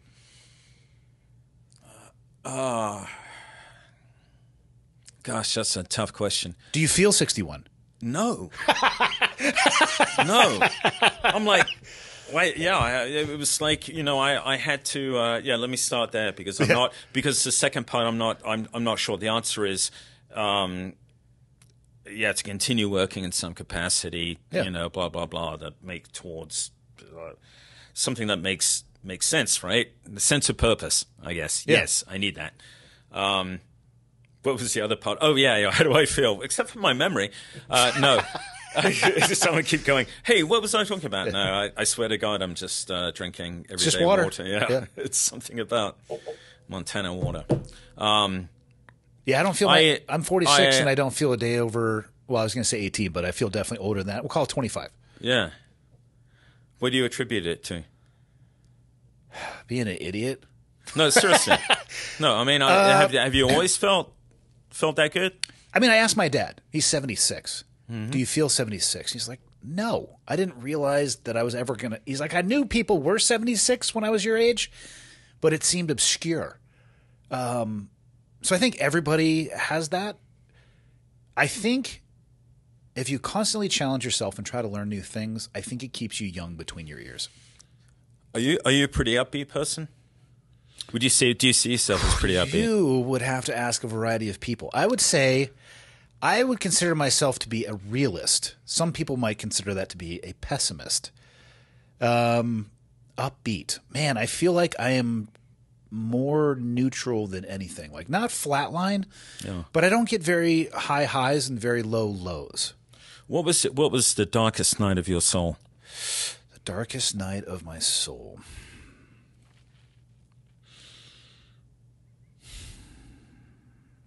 I would say there were two.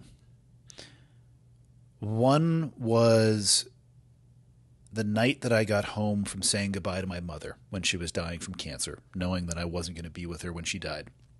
And the last, I'm in the process of finishing a book. And in the last chapter, it's not a seal book. I don't tell it. There's 0 war stories in there. And it's more about trying to help people keep their head above water.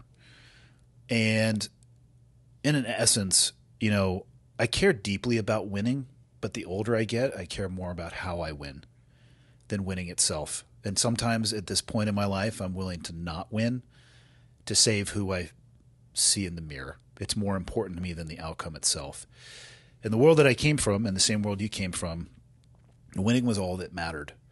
And I went overseas in 2010. My mom got diagnosed with cancer about 2 weeks before I left. And it was her second time. At first I thought I had been saying for years it was non-smoker's lung cancer. My sister corrected me. She had cervical cancer to begin with. Got a surgery. Then I got a call. I was at sniper school. And she had first been diagnosed, the whole nine, the hysterectomy, chemo, radiation therapy, outlived everybody in her cancer survivor group. And as it went on, they start checking your body for cancer less and less frequently. It metastasized. So it was cervical cancer that metastasized into her lungs. It was not non-smoker's lung cancer. And she got diagnosed right before I left. I came home from 2010 on a Red Cross message. I had been in good communication with my sister. She's the one who initiated it. And I made it back to my mom within about 48 hours of leaving Afghanistan. But literally the day before I got on the airplane, we were on an objective. And this was just the course of my life. I shot a javelin at 3 dudes, fucking vaporized them in an Overwatch position. Earlier in that day, I shot a dude with my 300 Win Mag. Literally got off the helicopter, turned my shit in, and the next thing I know, I'm back in San Diego, driving up to see my mom. She lived for a short period of time after that, but was a frail person of herself. But I literally... She recognized you and everything. She recognized me, but I was not emotionally capable of, in my mind, and what hangs with me the worst is that I wasn't emotionally capable of being the son that I wanted to be. Dude, I was just in that binary mindset. I was just so used to action, reaction. The first time I saw her in the hospital, and so my dad and my sister, and I don't know if this is a good thing or a bad thing, they were with her as she slowly declined. And I think that might have been harder for them to see that difference. I saw her before I left and then right before her death. So a huge, stark difference in the person that I had left. First thing that went through my mind as I walked into the hospital room, the absolute first thing. It's not her. No, she's dead. Oh. Meaning I know she was going to die. And my sister, I remember my sister and my dad maybe holding on to a little bit of hope. I had none. It wasn't a conscious thought that I had, but I distinctly remember walking through the threshold of that door, and she was kind of laying up in bed, and just the first thought that came through my mind was she's dead. And there was no accompanying emotional escalation or de-escalation with that, which is exactly the way it was for me overseas when it comes to those. It's reaction, action, reaction. For me, it took me a while. I would describe this, and I can only speak for myself. It always took me a while for me to find my humanity again, to come back to the pace of just regular life. because I was so focused on becoming ruthlessly efficient at my decision-making process overseas. Yeah. And stripped away my humanity. And I look back, and I actually am going to end the book with a word of caution that anything can be taken too far, even a desire to win. That mind space or head space of being overseas and everything becomes binary and you strip everything away, it can put you in a place, and I've seen people do it in the civilian world, where they strip everything away and they win, but at what cost? They have everything, but they have nothing. Cost of everything. That's important ultimately. So that was the toughest one. One of the toughest ones for me was that. I would say the second darkest moment of my life was actually up in British Columbia, sitting on a log, looking out over a lake on a hunting trip, coming to the realization that when I came home, I needed to leave my marriage. That was fucking rough. That was a depth and sounding of my character and soul, probably more than anything else. Had this been something that you just thought about for a while? Or I think my ex-wife and I would agree we probably in your heart could have done it 10 years before. Yeah. But I would say those are the two. How did you act on that? I got home and I left.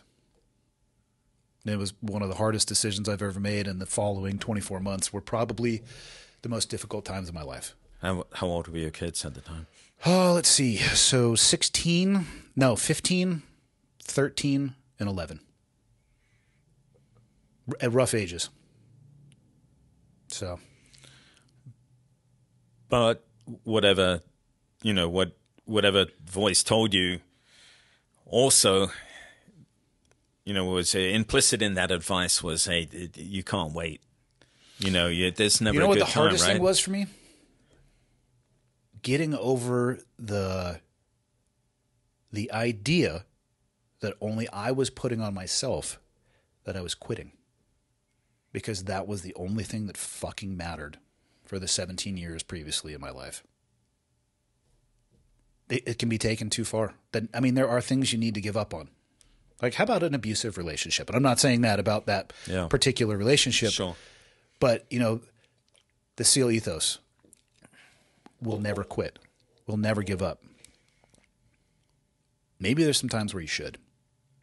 It can be taken too far. It can become a set of handcuffs, and the most gnarly thing about it is you put them on yourself. So, any one of those aphorisms, the mission and the men, which is another damaging one, because it can sometimes the men, but it can empower people to do things beyond what they think is capable. Yeah, and it can ruin your fucking life. It's truly a double-edged sword. But with the way, and I'm not putting words in your mouth, but the way you describe it, all right. So I said with the two darkest periods of your soul, it's interesting. Neither really had anything to do with combat. Oh, I love killing people. And the second, if I'm being honest, but the second one, I don't know if you'd agree, took a tremendous amount of courage. Perhaps more, different type of courage, but perhaps even more courage. Combat didn't bother me. Yeah. I deeply respect somebody that is willing to fight to their death for something they believe in. I don't have to believe what you're believing in, but I respect the person that is willing to do that.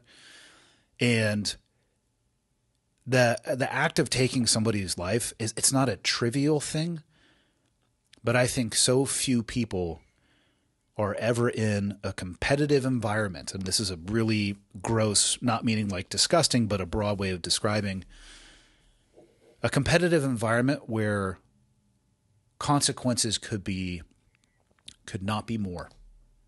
And you're stepping into that environment and you're winning. And I don't expect people to understand that, but I think it's a sentiment that applies to a lot of people.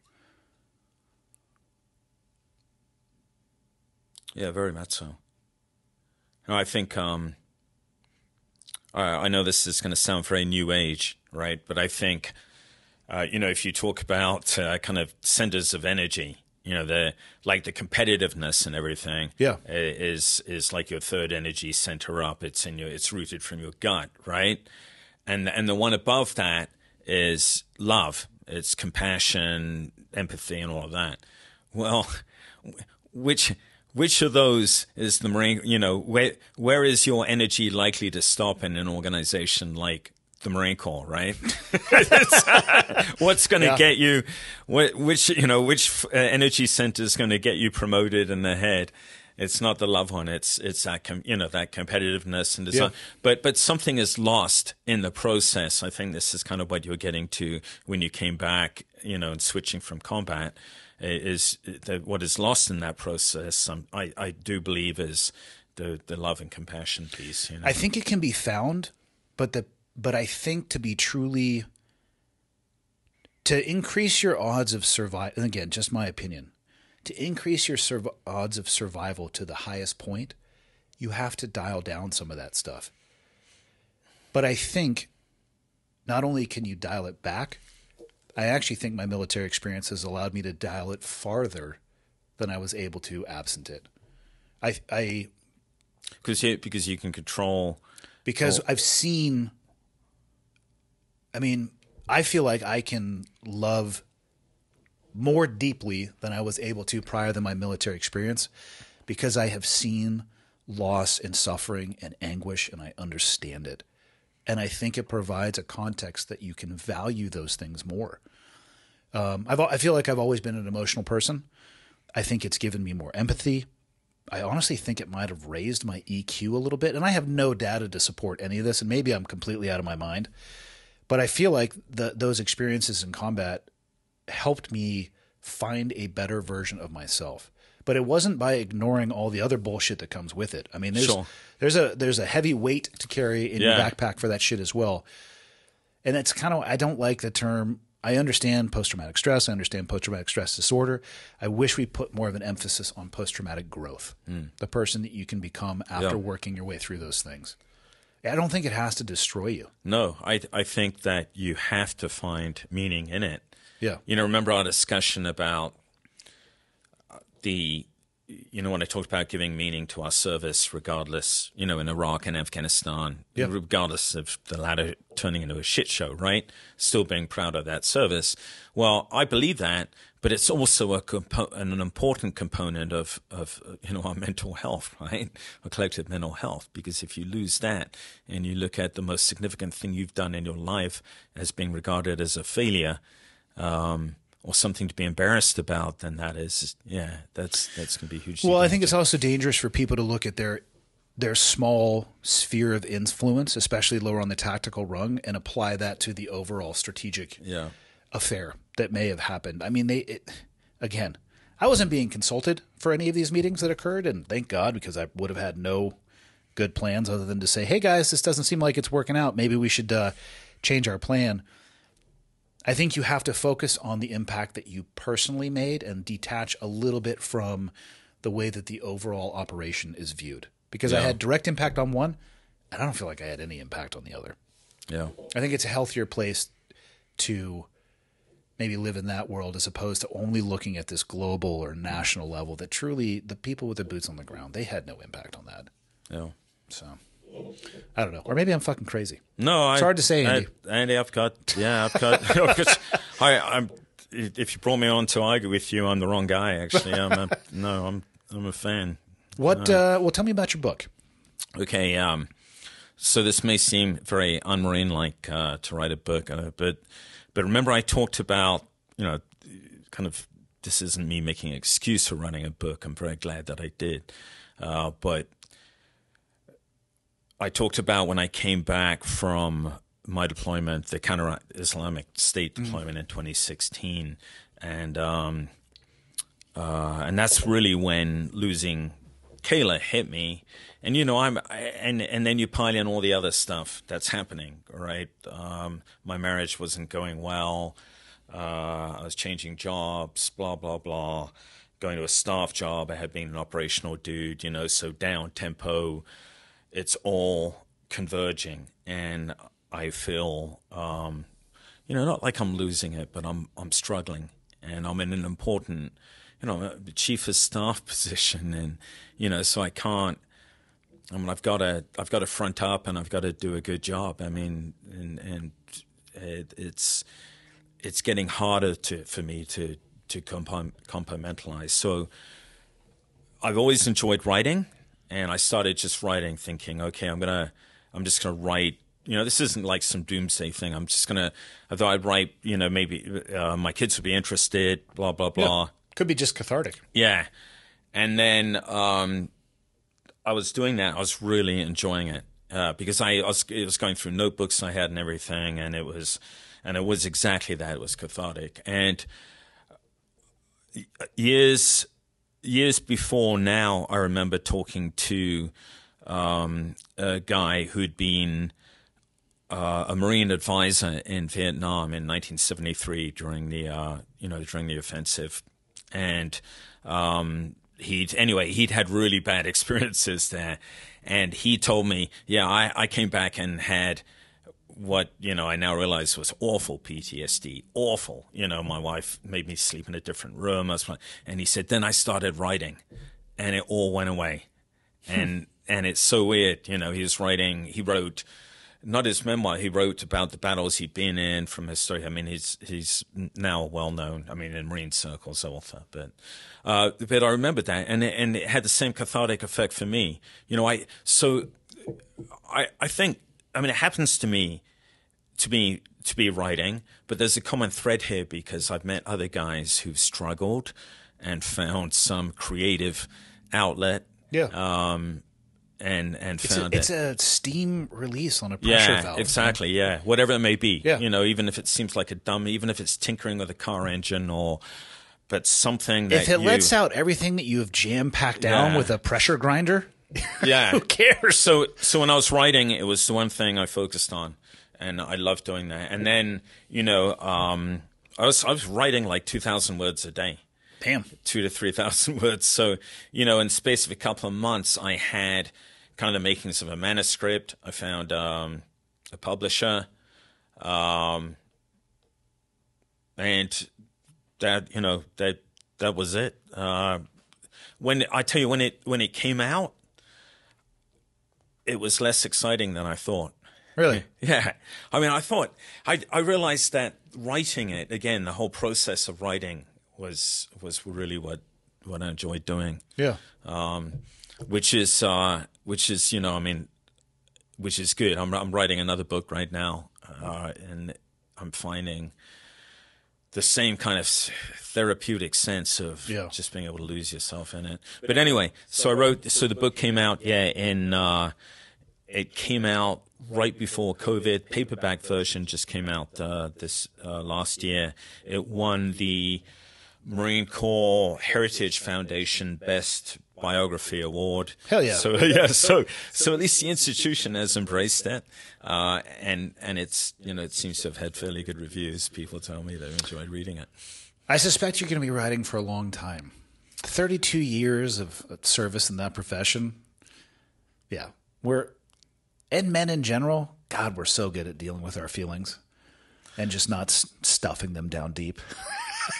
Yeah, I know. And if I came across as being like a master of all these problems, no, but I've learned. Yeah, I'm certainly to your point. You're talking about what makes you feel younger. Don't worry, I'm not going to extend this, but I'm better grounded. Yeah, more spiritually grounded. I don't mean. I'm not a religious person, but I mean spiritually grounded. I know exactly what you mean. And that's important to me now, especially having lost ones. We've all lost people. Yeah. And as we continue to lose people to things like suicide, if you and I and we're not spiritually grounded, then there needs to be some ballast. Right. And I want other people to see and hear about those that don't have the ballast to begin with, but they can find it. Yeah. It's one of the things I wish more people, specifically men, would do is be more comfortable talking about not always having their shit together and having to struggle and work through the darkest moments of their soul. I think the worst thing, and I think COVID really highlighted this, is that isolation is fucking dangerous. 100%, yeah. Yeah. And that's why guys struggle, of course, when they get out of the military. Well, they because move away it's from their brotherhood. biggest form of isolation, Yeah. you know. Well, and then you pair it with at least the SEAL pastime, which is alcohol consumption, and really good decisions get made. Well, the Marines never do that. I mean, good decisions, they never do that, but I still, to this day, never in doctrine did they say you had to drink, and there was very conflicting messages. On Fridays, we would hear from the XO, hey, don't drink and drive. And then I shit you not, in the next sentence he would say, Monster Mash PT, run, swim, run, followed by mandatory kegger and the grinder. Mandatory kegger. I'm like, hey man, I drove here. Like, yeah. But also, presumably, there are non-drinkers, right?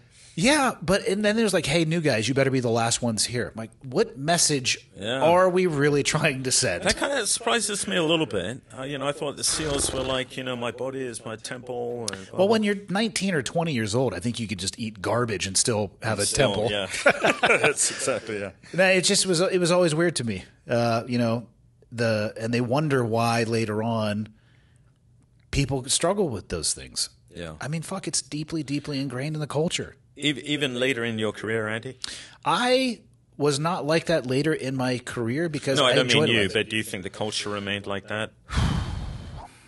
I think they were doing the best they could to shift it, but I think it was much more. I know aircraft carriers are not actually driven by a wheel anymore, but I feel like even if you were to spin on the old wheel, it'd be a really long time to move it a few degrees. I do think they were doing their best, but it takes a long time for that. Even though it's a small community, for an entire culture to shift, I think it's moving in the right direction. I mean, the running joke in the SEAL teams when I got in is you couldn't make chief unless you had a DUI. So you're not going to make E7 unless you get one alcohol-related incident. Yeah, that's interesting. I mean, it was like in the Marine Corps, certainly in the 80s, was like that. Post 9/11 is like, hey, you want the fastest way out of the SEAL teams? Get an ARI. You're gone.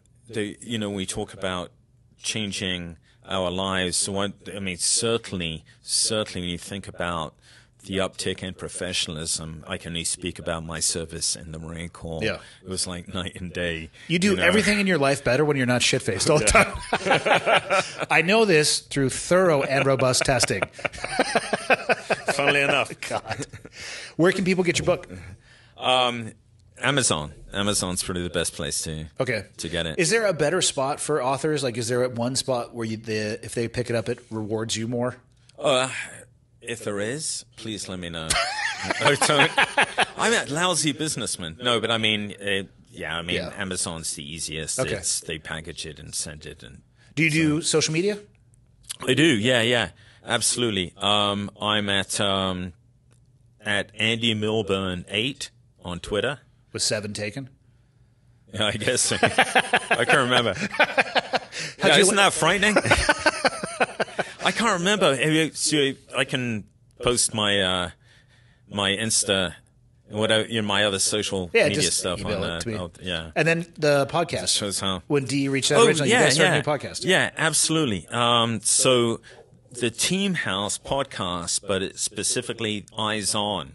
All right. So if you look on the Team House podcast, every week, you're going to have two types of podcasts. You're going to have, today we have Andy Stumpf, American Warrior, Mystic, Sage. Healer. All these things. All these things.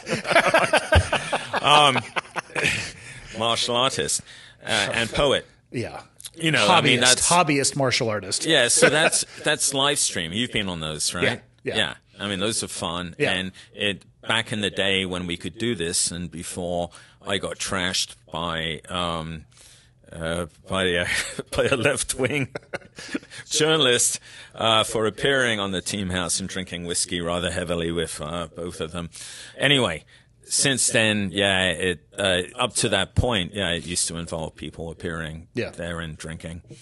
Yeah, it is what it is. But the discussions were good. Yeah. But, to your point, back to your point, not to lengthen the conversation, but it's fascinating what you said about, alcohol culture, because absolutely the same in the Marine Corps. Yeah. 80s, 90s, and honestly, in practice throughout the war. Yeah. And legacy of very heavy drinking, I know, among veterans, even among soft guys. Yeah. And again, the data is back on that. It's, a central nervous system depressant. It's an attitude awful. Yeah. I mean, yeah. And I'm not here to tell people how to live their lives. And, I had a glass of wine with my wife the other night at dinner. I don't know. I try not to do things in extremes. I'm a little bit more down the middle of the road. And I also, unfortunately, I don't have an addictive personality. I can put alcohol down forever or years and it doesn't bother me. And I can also drink socially and it doesn't, I can manage that as well too. And I know not everybody can, but yeah, things are a little bit easier when you're not shit-faced or hungover. Yeah. I don't drink. And it wasn't, I don't have some tremendous fall from grace story. And it's nothing to do with the fact that I was portrayed on the gray zone in drinking on the team house.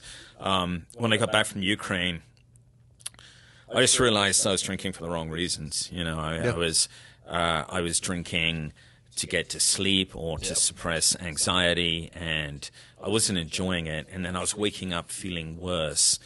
So I had a direct correlation between drinking and my anxiety the next morning.